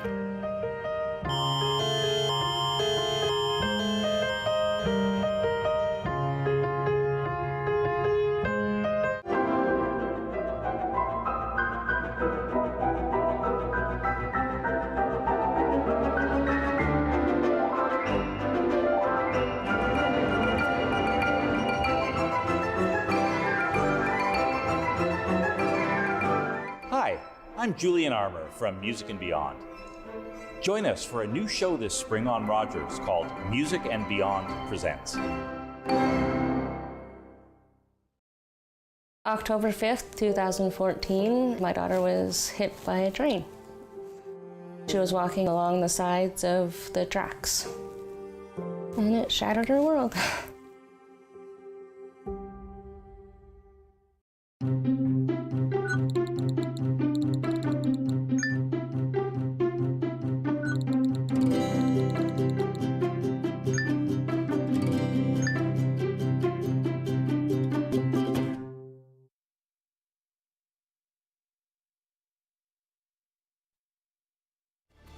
One for local news, traffic, and weather for Ottawa and the Valley. This is City News 1011 everywhere. It's Tuesday, July 25th. Good morning. I'm Perushka Gopal-Kista. Right now, 23 degrees, partly cloudy. Feeling more like 29, it's 24 in Smiths Falls. Here's what's making news right now. Another week without light rail service, but OC Transpo hoping to have the trains back on the tracks by next Monday, the earliest. Officials now looking at a complete redesign of the axle hub assembly, which could take anywhere from 12 to 18 months to complete. In the meantime, a gradual return to service is expected by next Monday. Now, the Public Services and Procurement Minister Helena Jazic and Transport Minister Omar Al-Gabra saying they will not run in the next federal election. Yesterday, Mental Health and Addiction Minister Caroline Bennett also announcing that she will not stand for re-election. Now, this comes as the Prime Minister is expected to shuffle his cabinet tomorrow. Now, no injuries after one person was rescued from their car after it flipped over in the Centertown area last night. Ottawa Fire called to Kent and Cooper and found the person trapped inside their vehicle. Now, that person was quickly pulled to safety through the sunroof and no injuries were reported. City News Time, it's 11:32. I'm Perushka Gopal-Kista. For news anytime, follow up online at ottawa.citynews.ca. The Sam Laprade Show continues on City News 1011 FM and 1310 AM.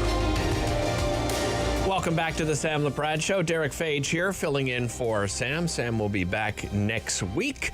As you've heard here on City News, voters head to the polls July 27th to elect the next MPP for the riding of Canada Carleton. We spoke to the NDP candidate, Melissa Conrad, on the Sam Laprade Show. And joining us here on the show this morning, we're joined by PC candidate Sean Webster. Good morning, Sean. Good morning, Derek. Thank you very much for having me. A pleasure, Sean. Let's introduce you for those viewers and listeners that aren't familiar with you. Tell us a little bit about yourself. Sure. So, I'm 35 years of business experience. I had a very successful career, and when this opportunity arose, I thought this would be a good opportunity for me to put my name forward to serve the community that's been so good to me and my family. I'm running because I want to be a local champion for jobs, infrastructure, and healthcare right here in Canada Carleton. I believe very strongly in our high-tech sector, and I'm very supportive of the work that the province has done to invest in projects like $30 million in Nokia. Also very pleased this morning to note that the Premier and Minister Mulroney were in town to make some announcements about continued work on the 417, which will certainly benefit constituents in Canada Carleton as they travel back and forth from the core of the city.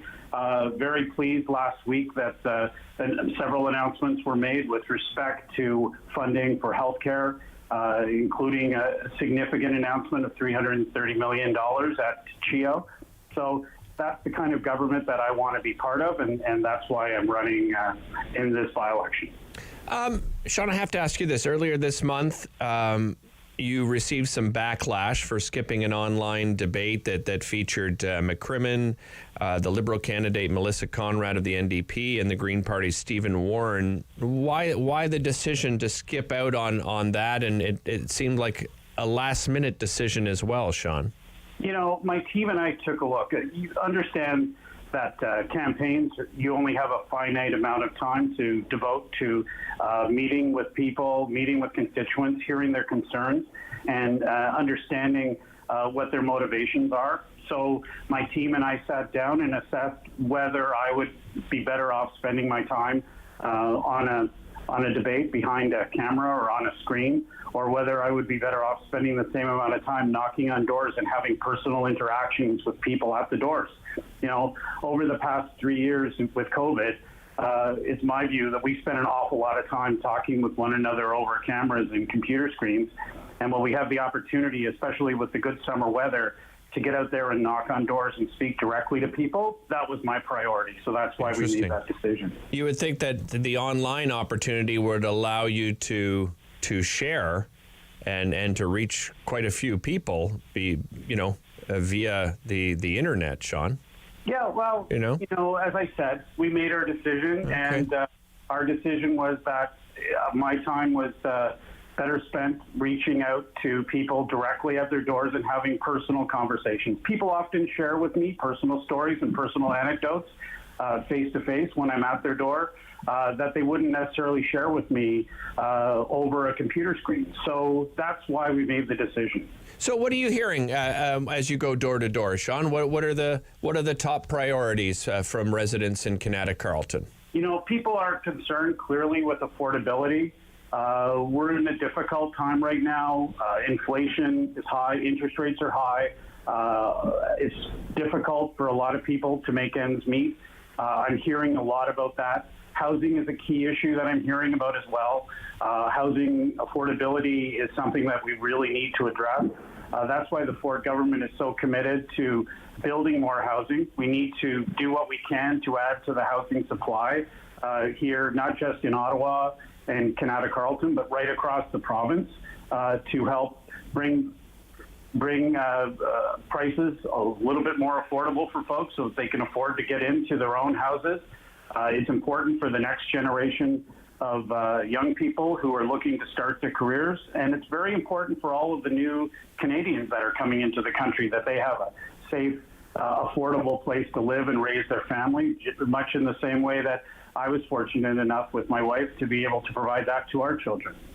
Sean, it's an interesting thing that's going on in Canada Carleton because you do have a lot of development that's in progress there.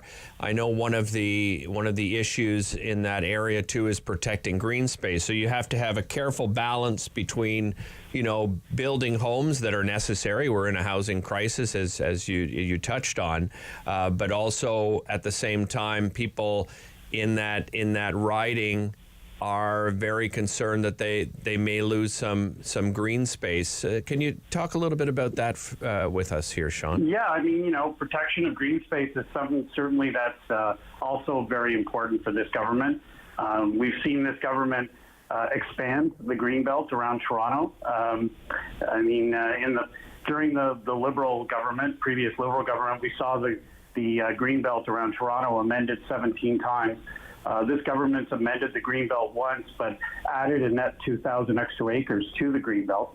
In addition, this government recently this year announced the creation of 2 new provincial parks and the creation of a large conservation area in Prince Edward County to help preserve local animals and wildlife and fauna. that really needs to be protected. So this government is committed to the Greenbelt and to green space and making sure that we do what we can to preserve it, balancing that at the same time that we need to ensure that where it's appropriate and where infrastructure support exists, that we add housing in those areas for the reasons that I articulated earlier. Housing prices are out of control to an extent. Interest rates are very high, so people are finding it difficult to afford new houses. So we need to do what we can to add to the housing supply in order to mitigate some of the pricing shocks that people are having, so people have good, secure places to live. Sean, another issue is a frustration around public transit. I'm sure you've been following what's happened here, with our LRT, and that area wants to be better served with public transit. Premier Ford and Mayor Sutcliffe have said, they're not going to consider, putting any more money into a phase 3 of any kind until we resolve all of these issues. But did transportation, public transportation in particular, come up with residents as you go door to door, Sean? Any frustration there? Yeah, I do hear it at the door. I hear frustration around the LRT situation. I will tell you that one of the things that I do hear, though, which I find very encouraging, universally, is how pleased people in Ottawa are with the way Mayor Sutcliffe is managing the situation. This is not something that was the mayor's making, but people recognize that the mayor is taking a prudent and decisive decisions around how to tackle this issue, and people almost universally are welcoming his leadership. With respect to where the province is on the LRT, and as you noted, the Premier has said that to ensure respect for taxpayers and for transit riders, that his government won't be committing any funding for stage 3 until they've seen some considerable action taken to improve the reliability of the system. People in Ottawa, just like taxpayers across Ontario, deserve accountability for their money, and reliable and safe transit is key. And this is a City of Ottawa project, and we understand that the province is working carefully with the city to monitor the project and ensure that the recommendations from the public inquiry are implemented. Sean, I just have a couple of more minutes here with you. We touched on healthcare, we touched on transportation. Let's look at education, and you've probably heard a lot of pushback from your opponents, the other candidates on both healthcare and education. You're an opportunity for you to speak on that education file and how it's been dealt with so far by the Ford government. The Ford government, under Premier Ford, the leadership of Premier Ford and the leadership of Minister Lecce, has invested record amounts into healthcare. Into education, both in terms of infrastructure and curriculum. I understand that enrollment in schools across the province is down actually a little bit this year, and despite that, investment in schools has been increased by about $66 per student across the province, and there's more teachers now than there were before. So we've got fewer students, more teachers, and more funding per student. More schools are being built around the province to accommodate where those areas are that we see rapid growth and new development going in and new Canadians coming into the country.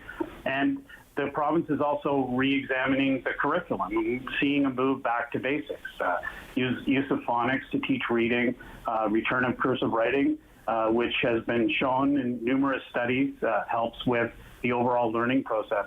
So I think, when you look at those things combined, renewal of the curriculum, move back to basics, more infrastructure being built, increased investment, that's a move in the right direction. Sean, really appreciate the time today. I should tell our listeners we'll have the Liberal candidate on tomorrow's show, Karen McCrimmon. So we're trying to get each candidate on the show to share their platforms and ideas with us here. Sean, thank you again. Really appreciate you joining us. Thank you. I really appreciate the time, Derek. Have a great day. Thank you. You as well. That's PC candidate Sean Webster. As I said, around 11:30 tomorrow, we'll be joined by Liberal candidate Karen McCrimmon. We can certainly expect that she'll have different viewpoints on some of these topics that we're discussing. Melissa Conrad we had from the NDP as well on the Sam Laprade show. And don't forget that voters head to the polls July the 27th to elect the next MPP for the riding of Kanata-Carleton. We'll be back with more. This is Derek Fage filling in on the Sam Laprade show. You're watching on Rogers TV, listening on City News. Sam Laprade will be right back on City News. 101.1 FM and 1310 AM. Play 4 games of bingo from the comfort of your own home each Monday at 7 p.m. for your chance to win money from our $2,000 regular bingo or $5,000 super bingo night. Kiwanis TV Bingo, Mondays at 7 p.m. on Rogers TV. Bum, bum, bum, bum, bum, bum, bum, bum. $20. $20. We're on the line for $20. I'm Derek Fage, and I encourage you to join me each and every weekday at 2 p.m. for an edition of Daytime Ottawa. We will share with you some fabulous stories, inspirational stories, and of course, recipes from local chefs. We'll tell you about some wonderful musical performances, introduce you to local businesses and charities, and so much more. Join us here on Daytime Ottawa at 2 p.m. weekdays with repeats at 6 and 11 p.m.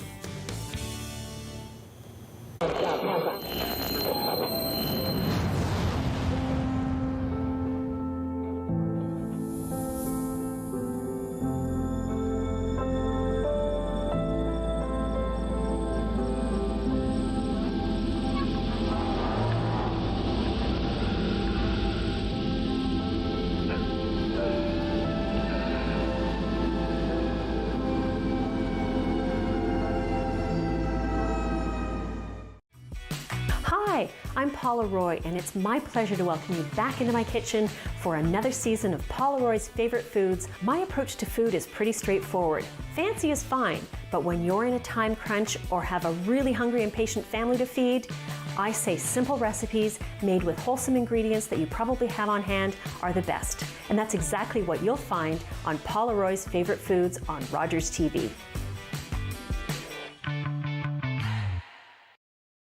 The regulars, the guys who keep this place in business.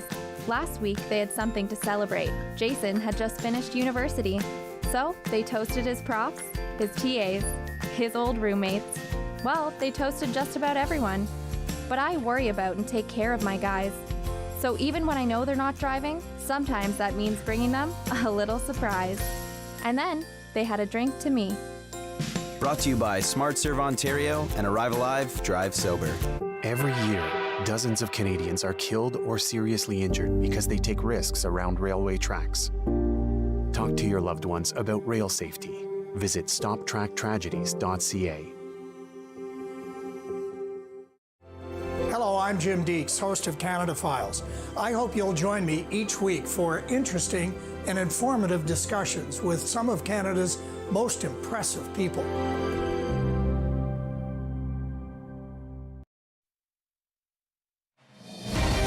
The Sam Laprade Show continues on City News. 101.1 FM and 1310 AM. Welcome back to the Sam Laprade Show. Derek Fage here, filling in for Sam. Sam will be back next week, as we do each and every Tuesday. We bring on the Historical Society of Ottawa. Ben off today. Rick Henderson joining me here this morning. Good morning, Rick. Good morning, Derek. Great to have you here. Well, thank you very much for having me on the show. A pleasure, an absolute pleasure. I want to talk about, you've written a couple of books, and the name of your second book is called Capital Chronicles, The History You Were Never Told. And in it, you repeat a theme about Canada's curious history. Curious in what manner, Rick? Well, the curious history is a part of the book. It's a theme that continues all the way through the book. Because having been born and raised on the Ottawa River's North Shore, in the town founded by my fourth great-grandparents, Philemon and Abigail Wright, I had been constantly reminded in my life that some of the stories being told in my community were very different from the stories that I had been told by my father and my aunt. Okay. My family stories were about ancestors whose names once adorned the streets, lakes, and parks of my hometown, places that I'd been tromping through since my earliest memory. And some of the stories I became exposed to from the larger community could be of a very different nature, sometimes mean-spirited and sometimes downright false. It was one event that started me on the path to uncovering the curious history, though. The year is 2000, and the celebration is being planned to mark the 200th anniversary of the founding of Hull by Philemon Wright and his wife Abigail. Curiously, the city was planning only one event, which was to be an evening of entertainment held at the natural amphitheater called Fairmont Hill at the north shore of Fairy Lake. The event was given the name Je t'aime, Abigail, which translates to I love you, Abigail. The name came from a new book, a play of sorts, that was written in honor of the 200th, and there would be an abridged version of the play performed at the event. So knowing that there was so little planned to celebrate the 200th anniversary, I was at first quite pleased to hear about the event. I was also quite pleased to hear that it was going to shine a spotlight on Abigail Wright, a woman who played such a central role in the founding of the settlement, yet a woman whose history was largely ignored. That is, I was pleased until I found out that the book was not about Abigail Wright at all. It was about some college students, one named Abigail, who are studying Hull's history. One of the students falls in love with a student named Abigail while they're visiting various historical sites in Hull. In the book, Philemon and Abigail barely get mentioned. An emphasis is put on one historian's take about how Hull really was founded in 1875 by E.B. Eddy and a priest named Père Reboul.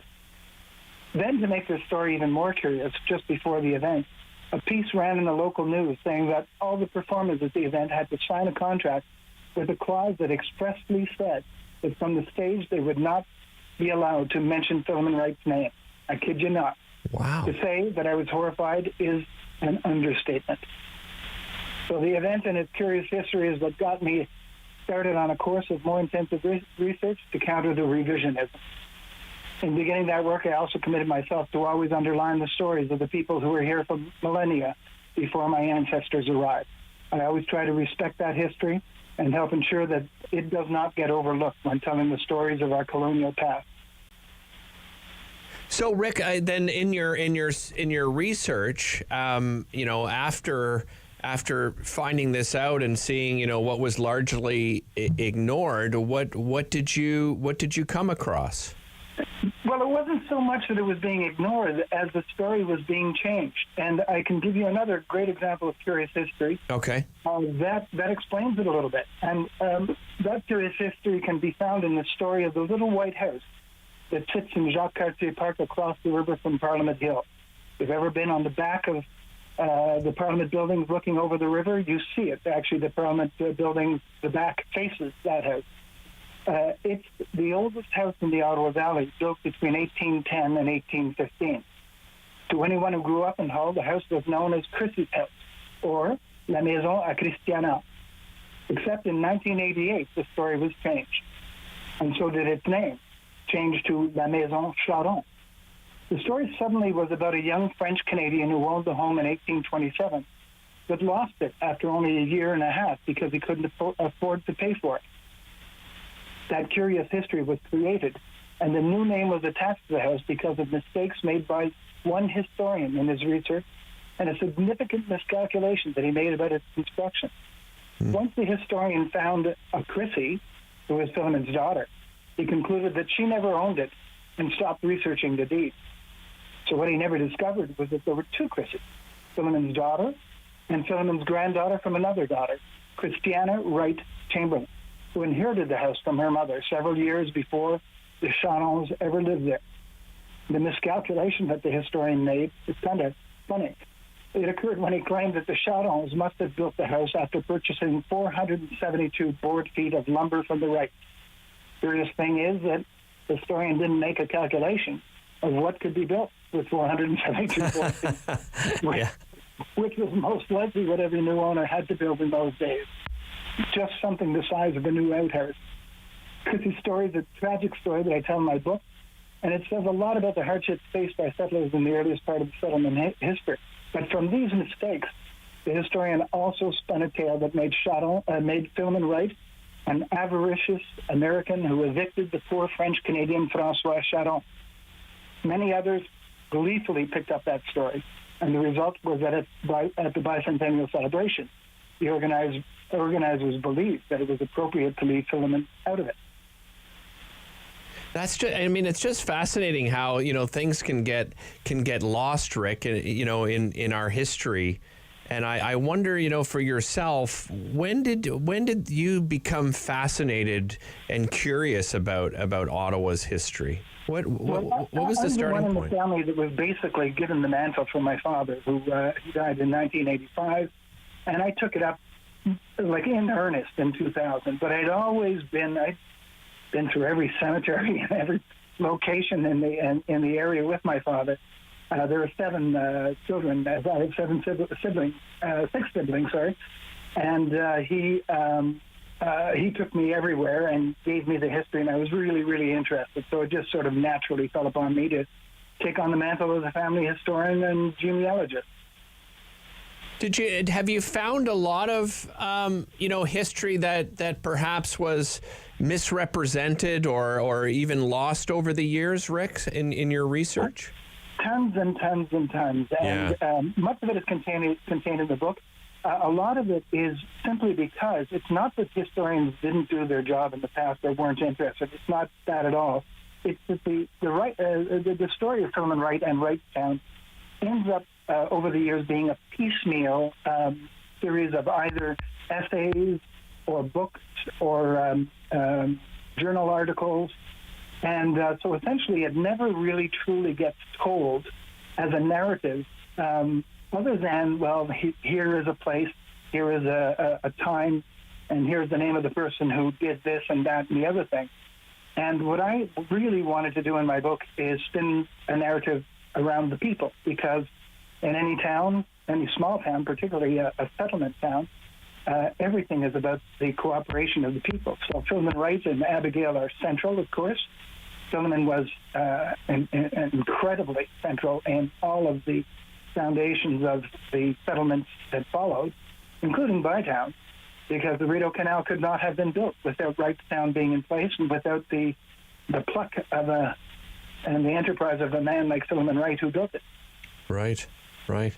This is, we always love these segments. We learn so much from the Historical Society of Ottawa, and the same holds true today, Rick. Thanks so much for joining us. Really appreciate the time. Well, it's really been a pleasure. Thank you very much for giving me the opportunity. It's our pleasure here as well. That is Rick Henderson. The name of his second book, it's called Capital Chronicles, The History You Were Never Told, and he's also part of the Historical Society of Ottawa. Ben Weiss joins us each and every Tuesday, and he will most likely be back, but we really appreciate Rick joining us today and talking about some of those really interesting parts of our history here in Ottawa. We'll be back with more Lunch with Derek coming up. Lots of interesting topics to dive into. We'll be back with that after this. This is Derek Fage filling in on the Sam Laprade Show. You're watching on Rogers TV, listening on City News. Sam Laprade will be right back on City News. 101.1 FM and 1310 AM. Rogers TV presents a series of original creative stories animated by storytellers for children of all ages. Join us for Ottawa Storytellers.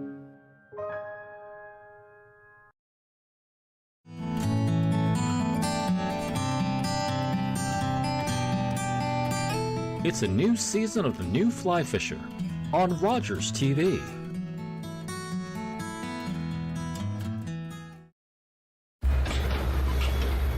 This is a brain in urgent need of mental health care. But because 3 out of every 4 Indigenous people experience racism in healthcare, she may not get the help she needs.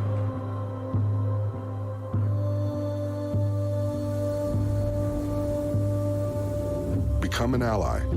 Rise above racism in healthcare.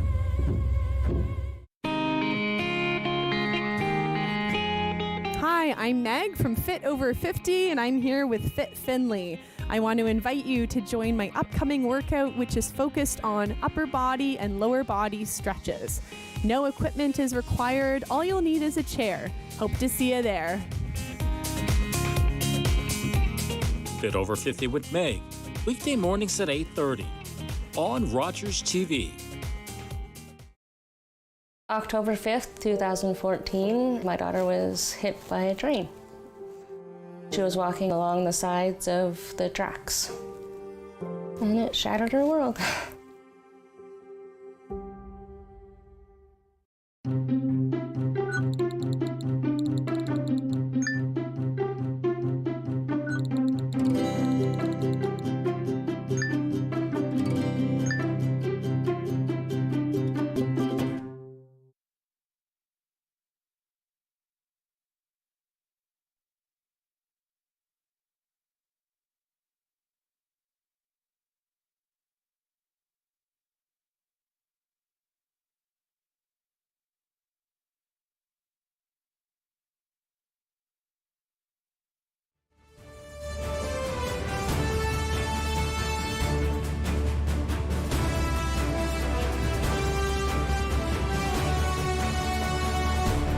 City News. CIWW 1310 AM in Ottawa. And CJET 1011 FM in Smiths Falls and the Valley. Number 1 for local news, traffic, and weather for Ottawa and the Valley. This is City News 1011 everywhere. It's Tuesday, July 25th. Good afternoon. I'm Perushka Gopal-Kester. Right now, 23 degrees in Ottawa, partly cloudy, 24 in Smiths Falls. Here's what's making news right now. Now, an update on that fatal fire from last week in the Chinatown neighborhood. Police now asking for the public's help to track down the locations where 2 gas containers were purchased believed to be used in that fatal fire. Last Wednesday, a 17-year-old was found dead after a building went up in flames on Booth Street. Police believe the 2 gas cans were bought either before or after the fire. Now, anyone with information is asked to contact the Ottawa Police Homicide Unit or Crime Stoppers. Now, Ottawa police still looking for the ideal location for a police hub in the Bywood Market. City News reporter Chris Curries with those details. Unfortunately for the police, they haven't yet found an ideal location. The police chief told City News that the service looking at several options for a storefront police hub. I think people want to see that there's a location that they can go to, that our officers, when they're working, can go to, bring people to as well too. So we're still trying to find a suitable location, although we do have some options. Eric Stubbs said that meantime, efforts underway to address crime in the Byward Market, including additional officers on Thursdays and Friday nights. They're also working with the city and NGOs to help with some of the more vulnerable populations. Chris Curry, City News. Now, it seems like more federal ministers are bailing ahead of an expected large cabinet shuffle that will take place tomorrow.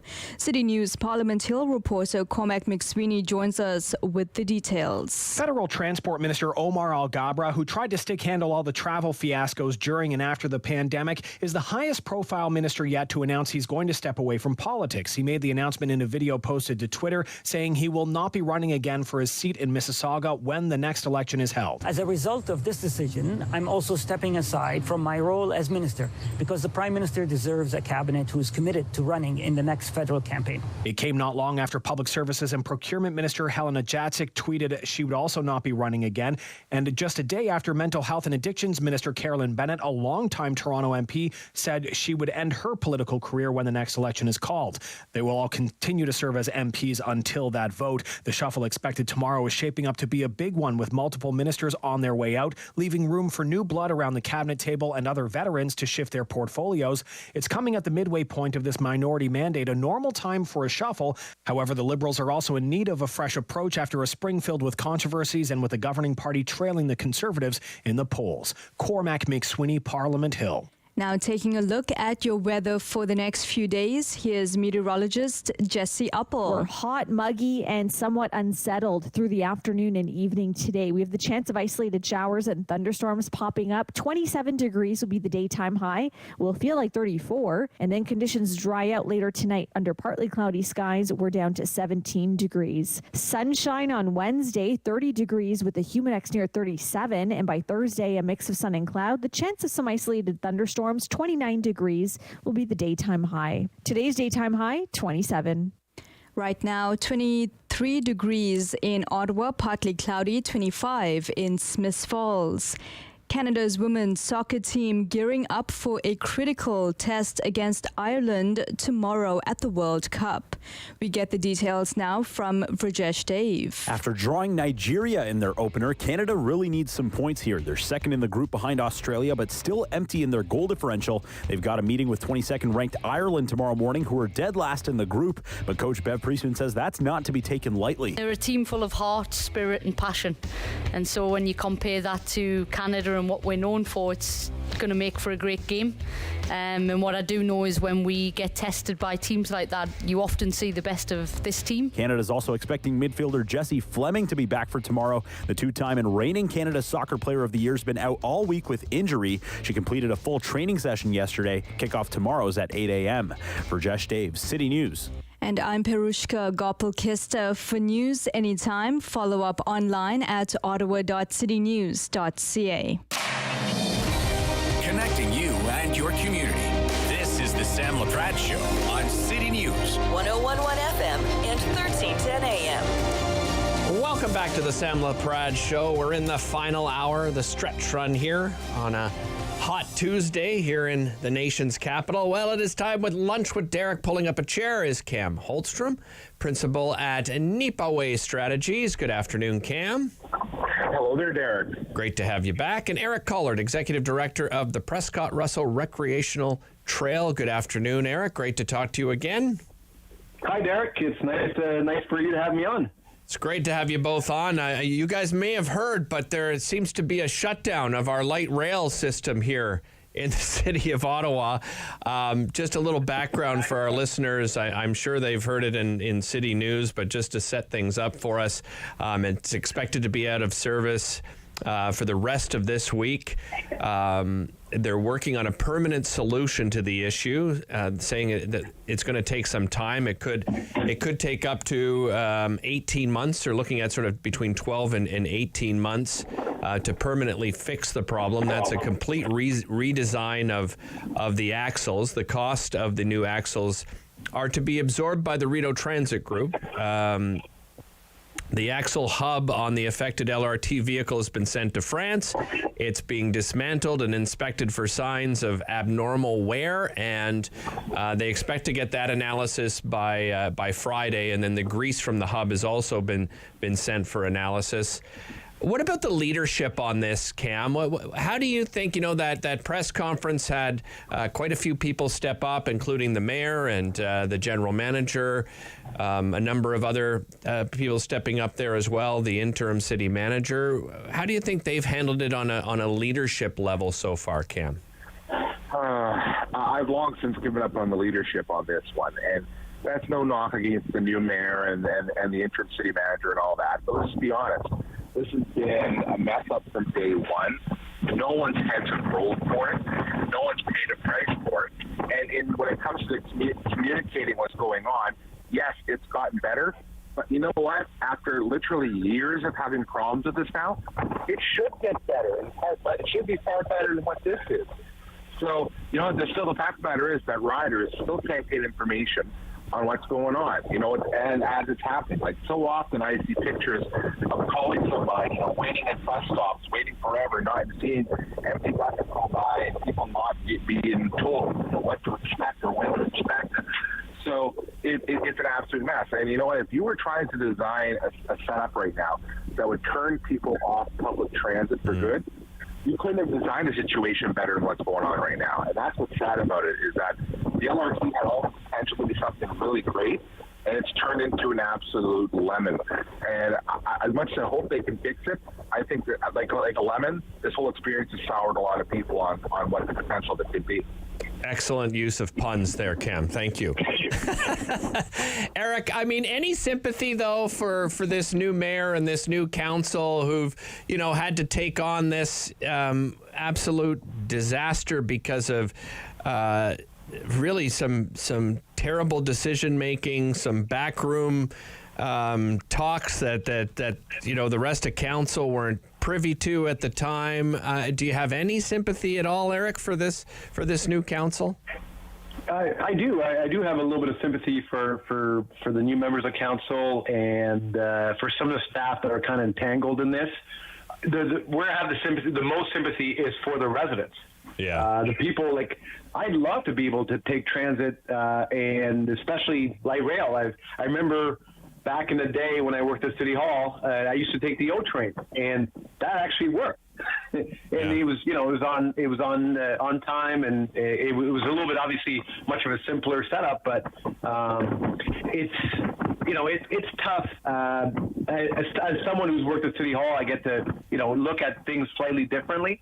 But it is like Cam was saying, it seemed like it was a mess from the beginning. There's been a lot of, I think, I don't know if the cover-up is the right word, but there's been a lot of shady decision-making from what we can tell now. And now we're paying for 5 or 10 years of mismanagement. And like Cam was saying, I don't think none of us really see a light at the end of the tunnel. Yeah. So it's really tough, and I think it's turned off a lot of people for transit. And I think most people at their core would like to take transit, especially on the light rails. Obviously it's a little more reliable and a little bit more timely than some of the buses. But now we're back to basically taking buses all the time. So it's very, I think the biggest, it's sad. I think it is the way I look at it. But for a city like Ottawa that builds itself as a world-class city, it's a big blunder for us to handle. Yeah, and Cam, the idea has been floated that perhaps riders should be compensated in some way. But when you look financially at how much OC Transpo has lost due to the pandemic, due to how unreliable it's been, I mean, I just realistically can't see them making a decision where they're going to try to compensate riders for this shutdown. Do you think that's a possibility at all? It should be. And you know what?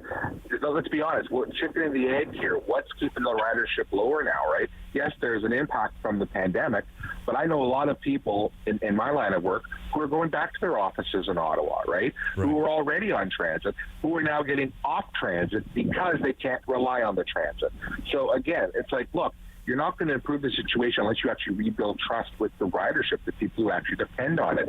And that trust is completely shot right now.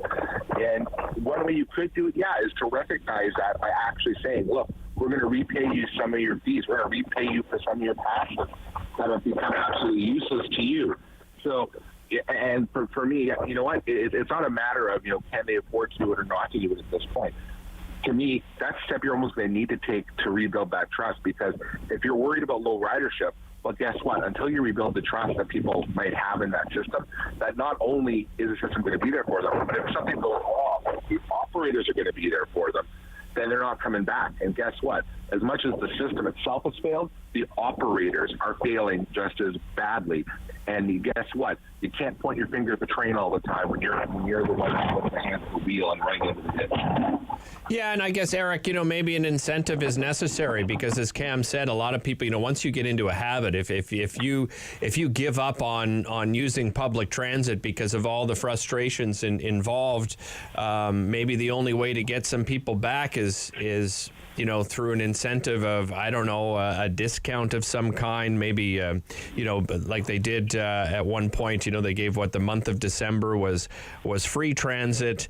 The cost, of course, at the end of the day is also to all the taxpayers of Ottawa, but, is an incentive something they should look at? Well, whether they like it or not, residents of Ottawa subsidize transit. That's kind of, that's like that in every major city in the world. Yeah. But it's one of those things. I think if you want to get people back, you need to show some reliability. So I think right now they should invest in getting the system up to par, and then once they have that, yes, I think it could.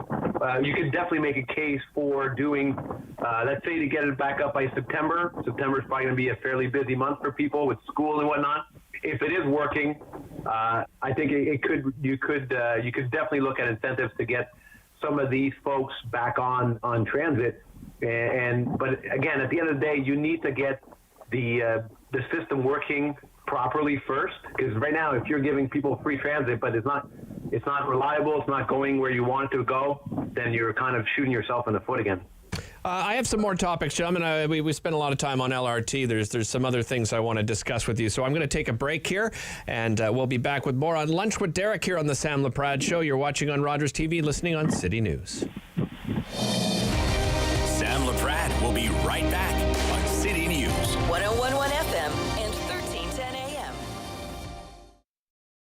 Play 4 games of bingo from the comfort of your own home each Monday at 7 p.m. for your chance to win money from our $2,000 regular bingo or $5,000 super bingo night. Kiwanis TV Bingo, Mondays at 7 p.m. on Rogers TV.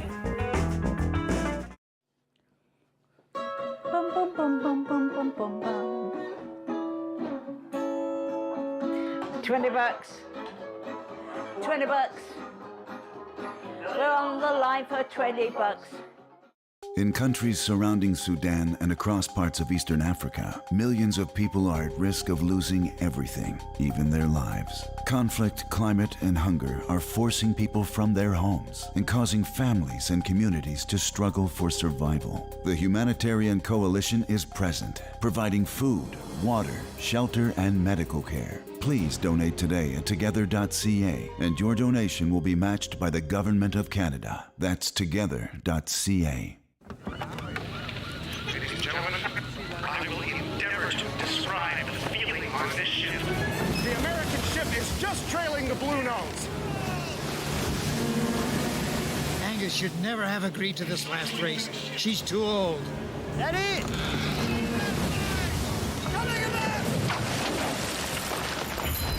Thompson, halyard back! Get to it, Matt! Appears there's some kind of difficulty. Seems to be something loose up there, I believe. Topsail's foul!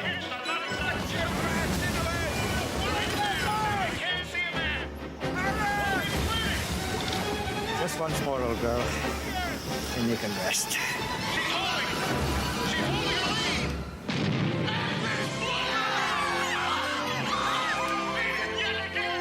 Her last race and still undefeated, the Blue Nose out of Lunenburg, Nova Scotia was fastest in the world for almost 20 years.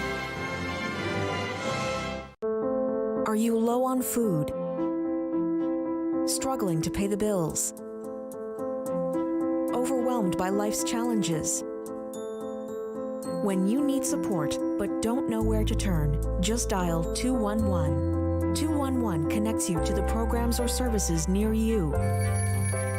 211, how can I help you?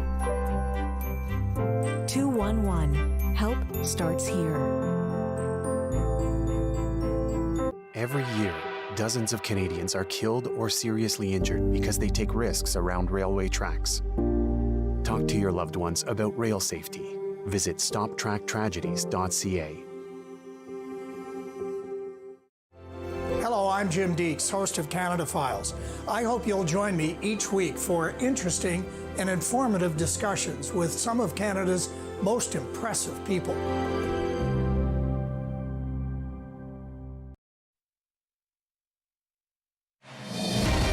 The Sam Laprade Show continues on City News. 101.1 FM and 1310 AM. Oh, welcome back to the Sam Laprade Show. Derek Fage here filling in for Sam. It's Lunch with Derek, pulling up a chair. At the table is Cam Holmstrom, principal at Nipa Way Strategies, and Eric Collard, executive director of the Prescott Russell Recreational Trail. Well, we've heard from Police Chief Eric Stubbs that they are expecting the Rolling Thunder motorcycle rally to return to the city of Ottawa. As you recall, they were here of April, I believe, of last year. It's being organized by Veterans for Freedom.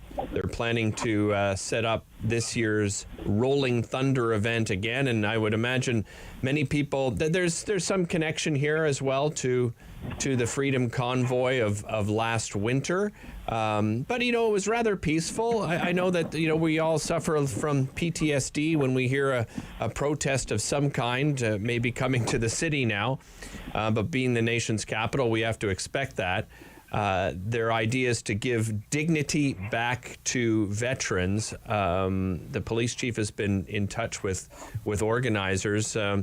Eric, when you hear about something like this expecting to arrive, I think it's August 5th, does it bring you back to, having a little PTSD yourself of what Ottawa residents went through in that downtown core? Yeah, it's one of those things that it brings a couple things to mind. One is I'll probably be staying away from the downtown area during those times, and two is you always want to wonder what is it that they're looking for. I saw some of the news about this, and it's like, okay, they're trying to bring some dignity back to veterans, but what does that actually mean? What are they looking for? So I think if they don't really verbalize their, what success would look like, it's hard for everyday people from Ottawa or the region to really get sympathetic towards what they're doing. So a lot of times, if it's a protest, if it's a march, and there's a clear path to success, then it makes you, okay, they're marching. There's obviously an issue here. But if they don't actually get to verbalize what they're looking to do, then it kind of puts us, you're like, okay, you're going to tie up all the streets downtown, but for what?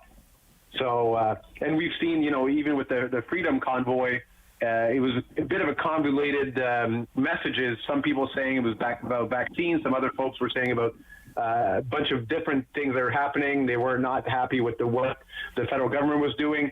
So I think if those people want to get Canadians on board, they need to really let us know why they're doing this.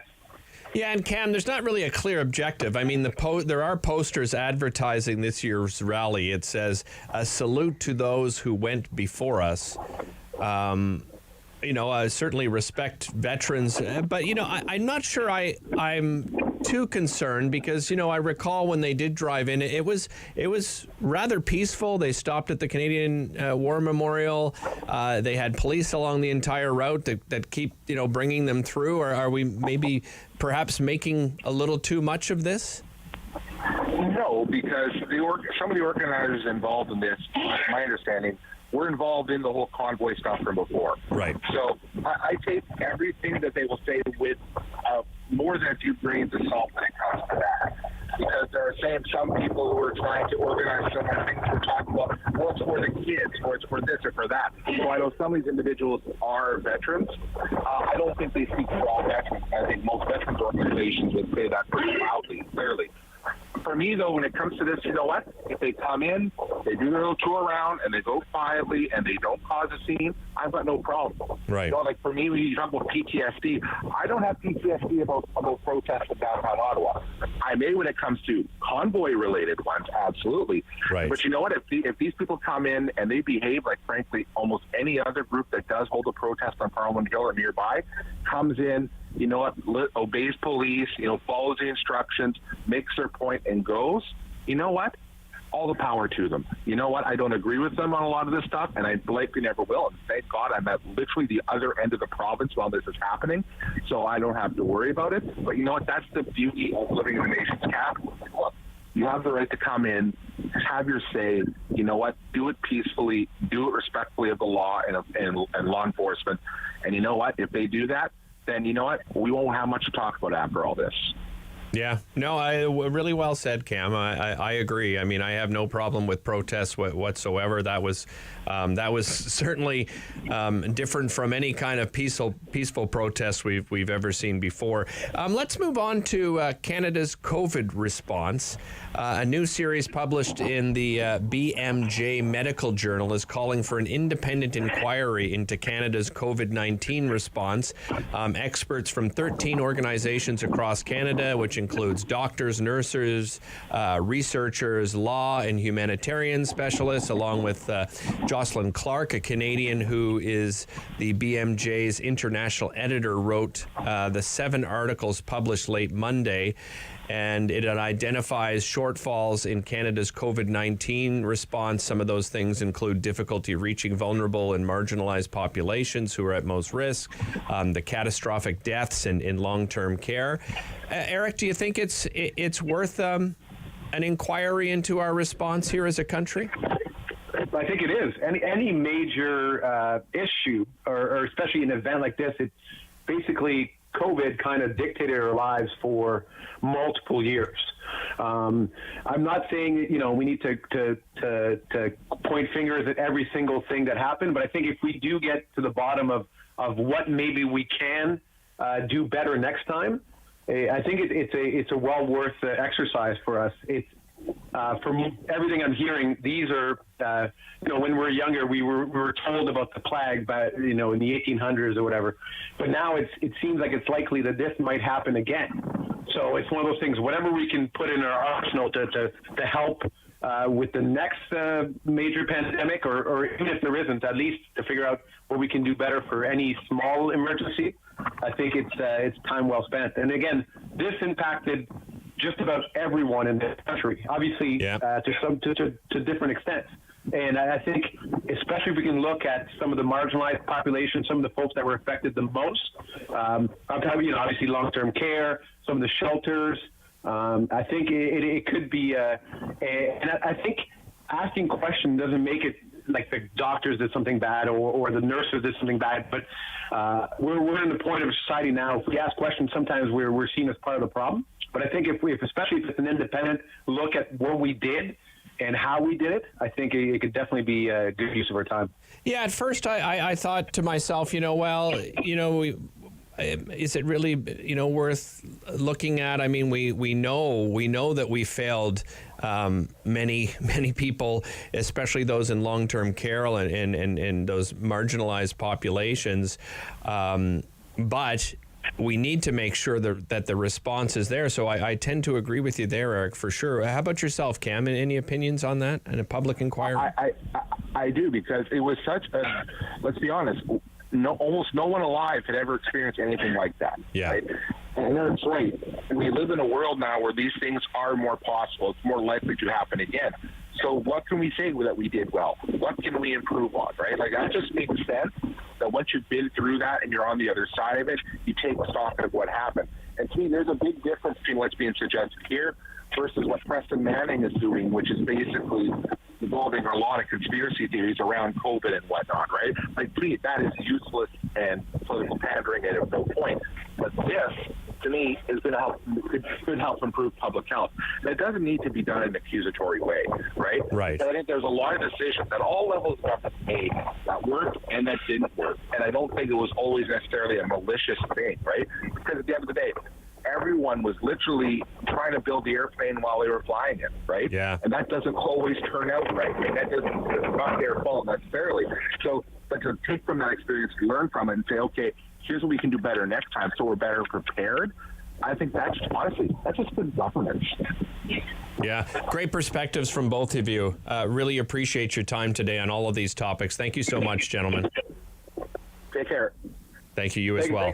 Thanks for having me, Derek. Looking forward to chatting again soon. Yeah, same here. That is Eric Collard, Executive Director of the Prescott Russell Recreational Trail, and Cam Holmstrom, Principal at Nipawe Strategies. Lots more coming up. The Ottawa Business Journal Business Lunch coming up after this. This is Derek Fage filling in on the Sam Laprade Show. You're watching on Rogers TV, listening on City News. Sam Laprade will be right back on City News. 101.1 FM and 1310 AM. Rogers TV presents a series of original creative stories animated by storytellers for children of all ages. Join us for Ottawa Storytellers.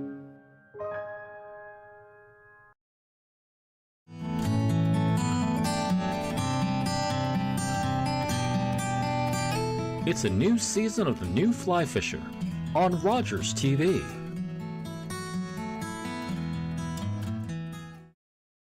It isn't the heavy trays that make the job difficult, or the fast pace you need to keep up. It's not working another double because someone called in sick. What makes the job tough is the moment you realize a customer has had enough and you have to make that decision not to overserve. Refusing service isn't personal, it's the law. We know it's not easy, but we're counting on you to keep us all safe. Thank you, servers, for doing the tough job. Do you have something to share?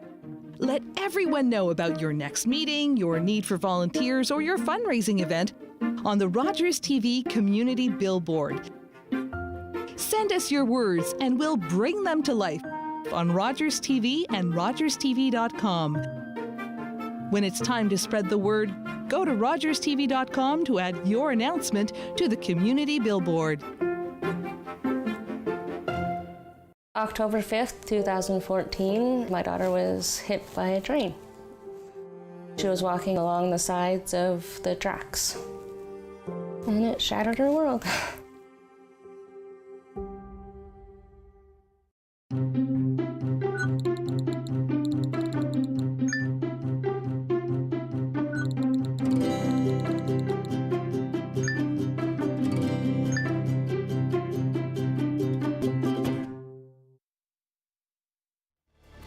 One for local news, traffic, and weather for Ottawa and the Valley. This is City News 1011 everywhere. It's Tuesday, July 25th. Good afternoon. I'm Perushka Gopal-Kista. Right now, 23 degrees, partly cloudy. 25 in Smiths Falls. Here's what's making news right now. 4 federal ministers taking themselves out of the picture ahead of a cabinet shuffle. Fisheries Minister Joyce Murray, the Public Service Minister Helena Jazik, as well as Transport Minister Omar Al-Gabra announcing that they won't run in the next federal election. Now, researchers at the World Weather Attribution saying the intense heat waves gripping the globe this month could be the result of climate change. This thanks to years of research and more powerful computers. Scientists can now determine almost in real time whether climate change is contributing to the intensity of heat, storms, floods, and even droughts. And the Canadian squad taking on Ireland tomorrow in a crucial match at the Women's World Cup in Australia.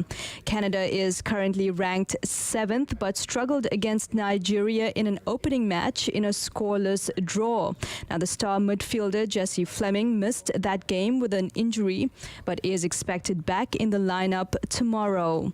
City News Time, it's 12:31. I'm Perushka Gopal-Kista. For news anytime, follow up online at ottawa.citynews.ca. The Business Lunch on City News, brought to you by the Ottawa Business Journal. The Sam Laprade Show continues on City News 1011 FM and 1310 AM. Welcome back to the Sam Laprade Show. Derek Fage here, filling in for Sam. My goodness, have you been Xing? My friends, have you been on the X and doing some Xing and re-Xing on the X? I mean, I we're going to talk legal implications, but I just the idea of changing such a well-known brand to me seems absolutely crazy. I'm speaking, of course, of Twitter. Elon Musk and his chief executive officer unveiled a logo for the social media platform on Monday that featured a white X on a black background as a replacement for that very well-known blue bird symbol. His chief executive officer tweeted, I don't even know if I can say tweeted anymore, said, X is here, let's do this. Musk's Twitter handle features the X logo, although you can still see that blue bird around. But there could be some legal implications here. Lawyers are saying there's a chance Twitter will get sued over changing its name to X. Here to break it down further for us, I'm joined by Michael Andrews from Andrews Robichaux PC. Welcome, Michael. Thank you for joining us here this afternoon. Thank you for having me. So my understanding is Elon Musk is already facing a number of lawsuits following his takeover, and now this rebrand he could be facing even more. So can you? Because I have no understanding of how this has come to be. Can you explain this for us, Michael? Well, you can see on social media that Musk has had a fascination with the X identity for a long time. His second startup was X.com, which eventually became PayPal. And of course, he incorporated X into the name of SpaceX, and then Tesla's first car model, which he incorporated the word X, or letter X rather, and then he named his new AI startup XAI. And that's all well and good, but the adoption of a single letter in this space, as some legal experts are looking at it, saying there's a 100% chance that Twitter or X is going to be sued by somebody with respect to this. I mean, the ambit of protection of a single letter. Just to give you an example, just before going on air here, I did a quick look at the USPTO, the United States Trademark Database. There are over 35,000 trademarks of record on that database that incorporate the letter X in some form or other. Wow. And even companies like Microsoft has X in relation to Xbox. Meta has got a federal trademark registration since 2019 covering a blue and white letter X for fields that actually include software and social media. So he's definitely going to have some challenges. In our world, we talk about the concept of distinctiveness, and this is why trademark lawyers will often say, come up with a coin phrase so you get a wide ambit of protection. That's another phrase that we use in the trademark parlance. Obviously, X, a single letter, even the adoption of, we often tell clients, don't call your company XYZ or ABC or FDR or whatever the case may be, because there are only a limited number of letters. And so letters are typically weak. So he's probably going to face some significant infringement challenges. Okay. You also have the other end of this, the other side of the spectrum is that when you publicly go out and announce that you're no longer going to be using a trademark, you're effectively telling the world that you're abandoning your rights.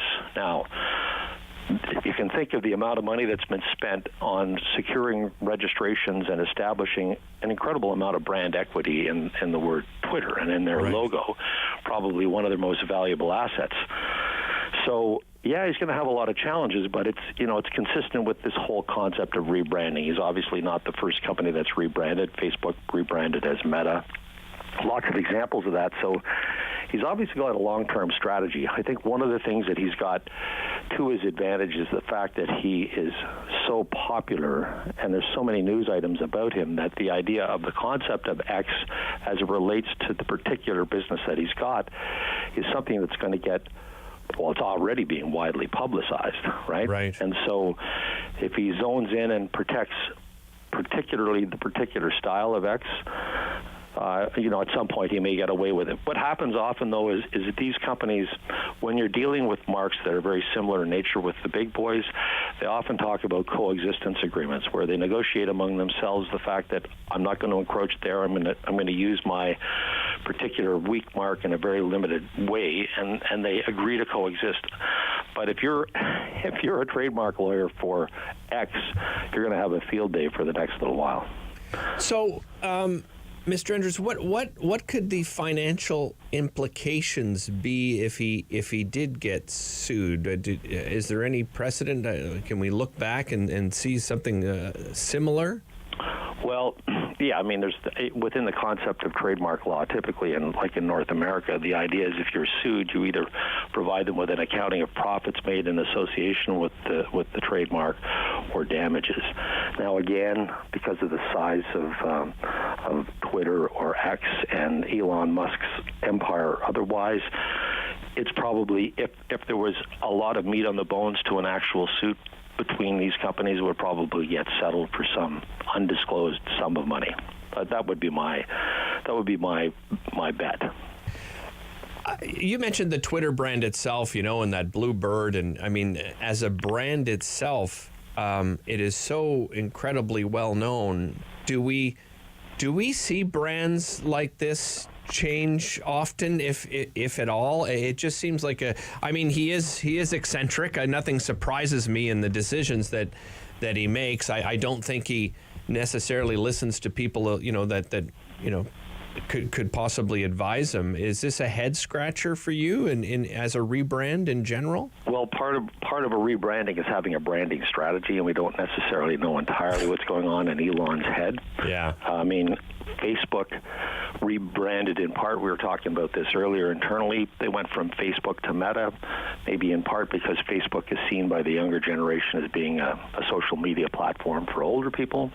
So they want to re-energize their business case and convey to the world that, no, we're very modern, we're forward-thinking, et cetera. And I'm sure that's partly what Elon's got in mind. If he's got this long-time fascination with the letter X, and he's got all these other X-type marks out there, he sees this as a potential to reinforce all those other brands. So perhaps if you're involved in SpaceX, or if you own a Model X or something, you may see this as something very cool. I guess this must come up quite often, though, right? Because it's interesting in that, if you go to open a business, and I guess it doesn't matter whether it's a bigger or small business, do you think often people, Michael, overlook the name that they decide on or the logo that they decide on, and they get themselves into trouble? Well, yes. Unfortunately, we see this all the time, and especially young startups. They get very enthusiastic. They come up, they sit around and they spitball what a good brand might be, and they hit on something that they really love, and then they decide to run with it. And this is where you unfortunately get yourself into trouble, depending on how far down the road you go before somebody wakes up and says, "Wait a minute." And in the Canadian context, this is really quite relevant. Is often you'll see Canadian companies that say, this is a great name, let's run with it, and they start in Canada, but they've never bothered to look in the United States to find out that somebody actually is already using it, or maybe more than one person. So yeah, it's an issue we see on a regular basis, and so to offset that, we often encourage them to do preliminary searches in advance of investing a lot of time in a name, not only from a branding and a cost perspective, but just from a culture perspective as well. But the research itself, would they do it themselves, or do you recommend that they actually reach out to a professional of some kind to make sure? Because sometimes, you go on the internet and you try to search something, you may find it impossible to find some reliable information. Well, we would obviously recommend that they talk to a professional, because once you get into these search results, sometimes they're difficult to interpret. Yeah. People tend to think of a trademark as covering all manner of industry, when in fact you might come up with a name that's perfectly fine in association with the channels of trade, as we call it in the business, the goods or services that you're using, even though it's very close to somebody else. And the other thing you can't guard against, of course, is that different brand owners have different perceptions of how strong their brands are. So you'll see situations where you'll innocently go out and adopt a mark that should be perfectly fine, but somebody else takes issue with it and challenges you, and you have to deal with it. So, but definitely, it doesn't hurt to have some initial looks. We get that all the time. Clients go out and have a look. But if you're going to be investing a lot of time and you expect this to be something that's going to be a going concern for some time, definitely get professional help. Michael, you gave the example of someone starting a business in Canada, and then they grow and perhaps they open up a business in the United States and they haven't done their proper homework, and there's a business there. Does that remain on a global scale as well? If you happen to expand into Europe or the Middle East, you would find yourself with the same issue? It does. Okay, because so it is global. Yeah, trademarks are protected on a national basis. There's no such thing as a worldwide trademark registration. You can get some regional registrations. For example, you can file an application that will cover the European Union. Okay. Which is helpful. But yes, if you start here and you've got something, even you might Canada, the United States, and you might say, and we're going into Australia, and suddenly you realize you're blocked out. Right. Andrew, this has been fascinating. I really appreciate you joining us here today. I know we sort of called you on the last minute, so thanks very much for your time today. Oh, you're very welcome. All right, take care. That is Michael Andrews from Andrews Robichaux PC. It'll be interesting to follow along and see if, anything really comes of this. I know that, so many people were following this over the weekend. Elon Musk being such an eccentric, character, I think a lot of people were thinking maybe this is some kind of joke and would he really follow through with it? But it had been rumored for quite some time. So will some kind of lawsuit come out of that? As Michael said, there's many lawyers out there that are saying there is a 100% chance Twitter will get sued over changing its name to X. He announced that on Sunday that it was going to be rebranded and, with the new logo and so forth. And we wake up Monday morning. So according to experts, this rebrand could be legally complicated because other tech giants, as Michael was pointing out, such as Meta and Microsoft, they already have intellectual property rights to the same letter because they've added it to different things. And he gave the example of, the Xbox gaming system, right? So I don't know. It can be quite confusing. I think even Meta, they have a virtual reality company that uses X as well. So you have Meta X in there. So just to take the letter and try to make it your brand, it's going to be interesting to continue to follow this, and we'll keep an eye on it here at City News. All right, going to take a quick break. We're going to introduce you to another fantastic business because that's what we do in the OBJ Business Hour here on the Sam Laprade Show. We'll be back with that. You're watching on Rogers TV and listening on City News. Sam Laprade will be right back on City News. 101.1 FM and 1310 AM. Play 4 games of bingo from the comfort of your own home each Monday at 7 p.m. for your chance to win money from our $2,000 regular bingo or $5,000 super bingo night. Kiwanis TV Bingo, Mondays at 7 p.m. on Rogers TV. Bum, bum, bum, bum, bum, bum, bum, bum. $20. $20. We're on the line for $20.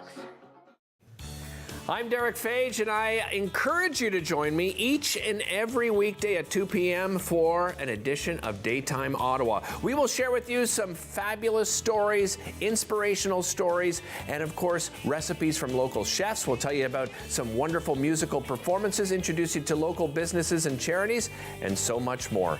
Join us here on Daytime Ottawa at 2 p.m. weekdays with repeats at 6 and 11 p.m. It was John's graduation. We were so proud. We all got together for a picnic. That's when we heard coming from the radio. So we stopped and we listened. It helped us get to safety. That's why when I think of John, because now he has a real future to look forward to.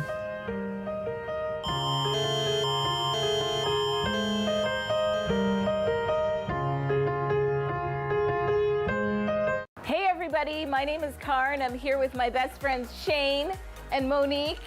Join us on Rogers TV for Fitness Faction. Every week we're going to take you through a full body workout. We've got strength training, we've got cardio, we've got HIIT. Ladies, let's get back into it. I think we've got 10 more skaters. Let's go.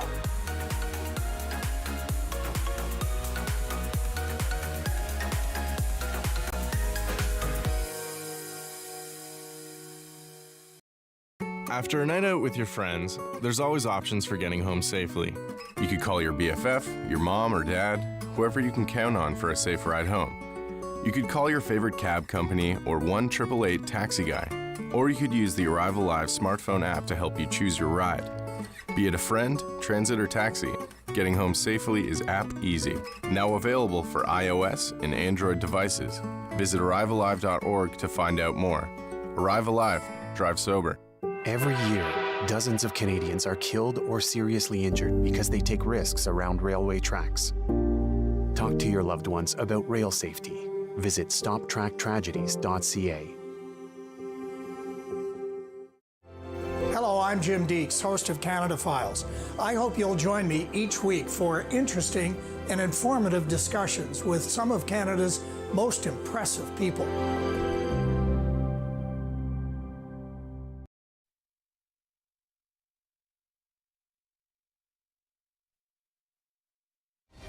The Sam Laprade Show continues on City News. 1011 FM and 1310 AM. Welcome back to the Sam Laprade Show. Something we love doing on this show is introducing you to new businesses, celebrating new businesses, and one of those is a new restaurant in Renfrew, that has really burst onto the food scene in the Ottawa Valley. It is called Manitou Bistro. It opened on National Indigenous Peoples Day, June 21st, serving some Indigenous-inspired cuisine. And I am joined by Suzette Foucault, who is the owner and chef over there at Manitou Bistro. Good afternoon, Suzette. Good afternoon. Thank you so much for joining us. Really appreciate it. First of all, congratulations.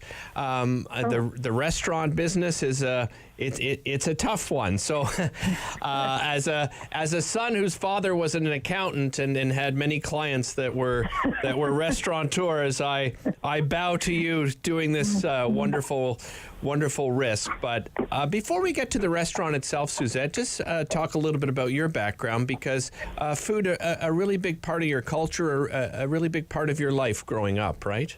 It was. It was literally my waking up and getting excited for what was going to be served, to going to bed and finding out what the snack was going to be after a beautiful meal that we were served. And my understanding, your mom is Indigenous, your father French. So what a great combination of food fusion you would have had. I know, I was so lucky. So tell me a little bit about the inspiration behind opening the restaurant, how it came to be for you, Suzette. Well, I had sold my past business and I was ready to open a different business, took some time off and really started to try and find my passion back in life.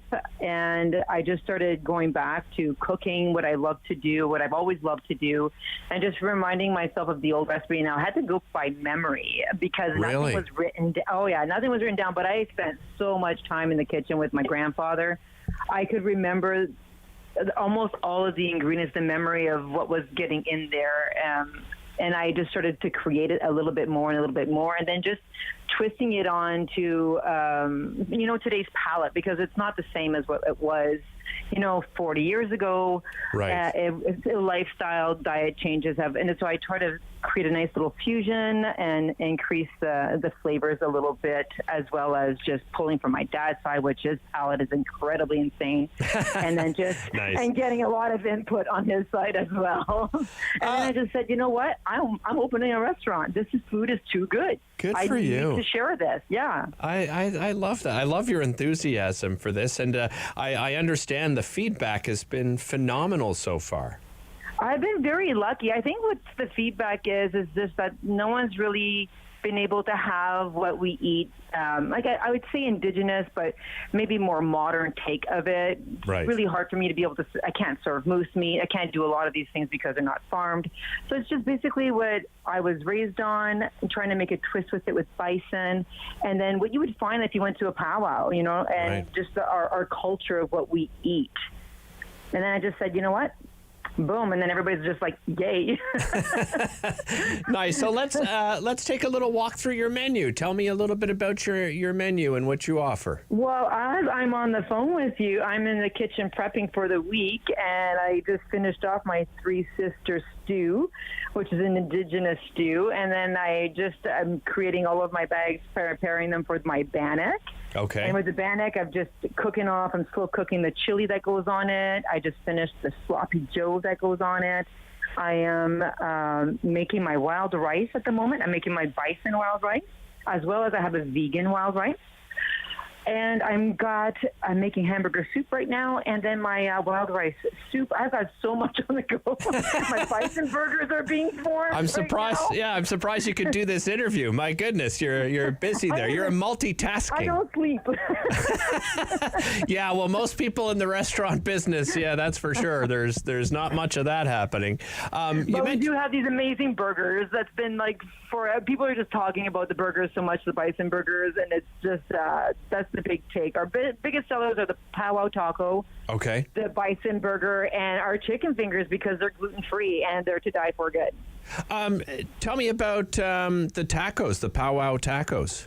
So it's a bannock. Okay. It's a large bannock that you get, which is by far, I'm ready to compete. If anybody wants to challenge me, let's go. Nice. I got the best bannock in the world.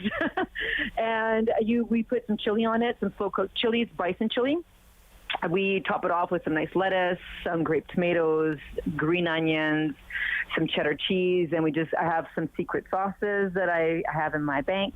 Two secret sauces that I put in there. It's a tequila lime, and the other one is a chipotle. And then we top it off with some sour cream to cool down that chipotle. I was reading an article on you, and you mentioned the Three Sisters stew. Yes. And it comes with what, personal stories on the menu? Yeah, well, there's a folklore story of the Three Sisters stew, and how it is that, I won't say the long story, but basically the squash, the corn, and the beans help each other to grow. So the corn rises up, right? The squash grounds the earth from, the bugs, the mites, the mold, and then the beans help to nutrient, given the nitrates and oxygen for the corn to be able to grow, because that's what Native people really, sustain themselves on, was corn. Right. So it's the harmony of the three and working together to be able to survive well. Well, you've certainly been surviving well since you opened up. You've had, as I said, great success since you opened up on June 21st. Where can people find you, Suzette? I'm in Renfrew on Raglan Street. As soon as you hit Renfrew, I'm literally on the right-hand side. You can't miss me, right across Finnegan's Pub.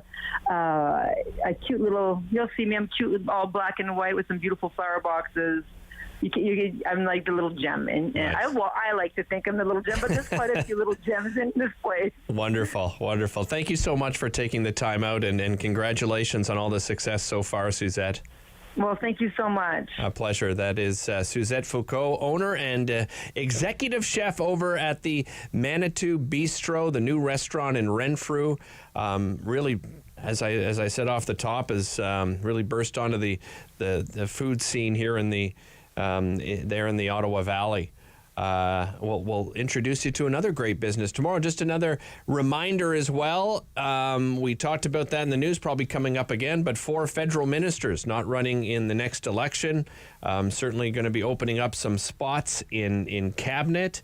It looks like we'll see that. I think we're probably going to see that. I mean, rumor has it, and there's a lot of sources that are very reliable saying we'll see that cabinet shuffle tomorrow. Public Services and Procurement Minister Helena Jazik announced this morning that she's not running in the next election. So you've got that. Transportation Minister Omar Alghabra also not running, so he will certainly be replaced as transport minister. And we'll have the other names coming up in your news in just a couple of minutes here.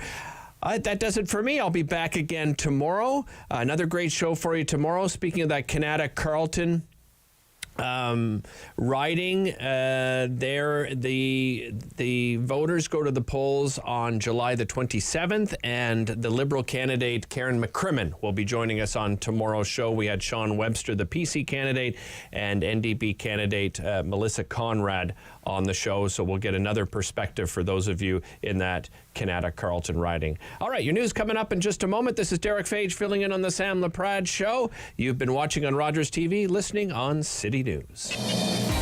You've been listening to the Sam Laprade Show. Tune in again for local news and community views on City News. 101.1 FM and 1310 AM.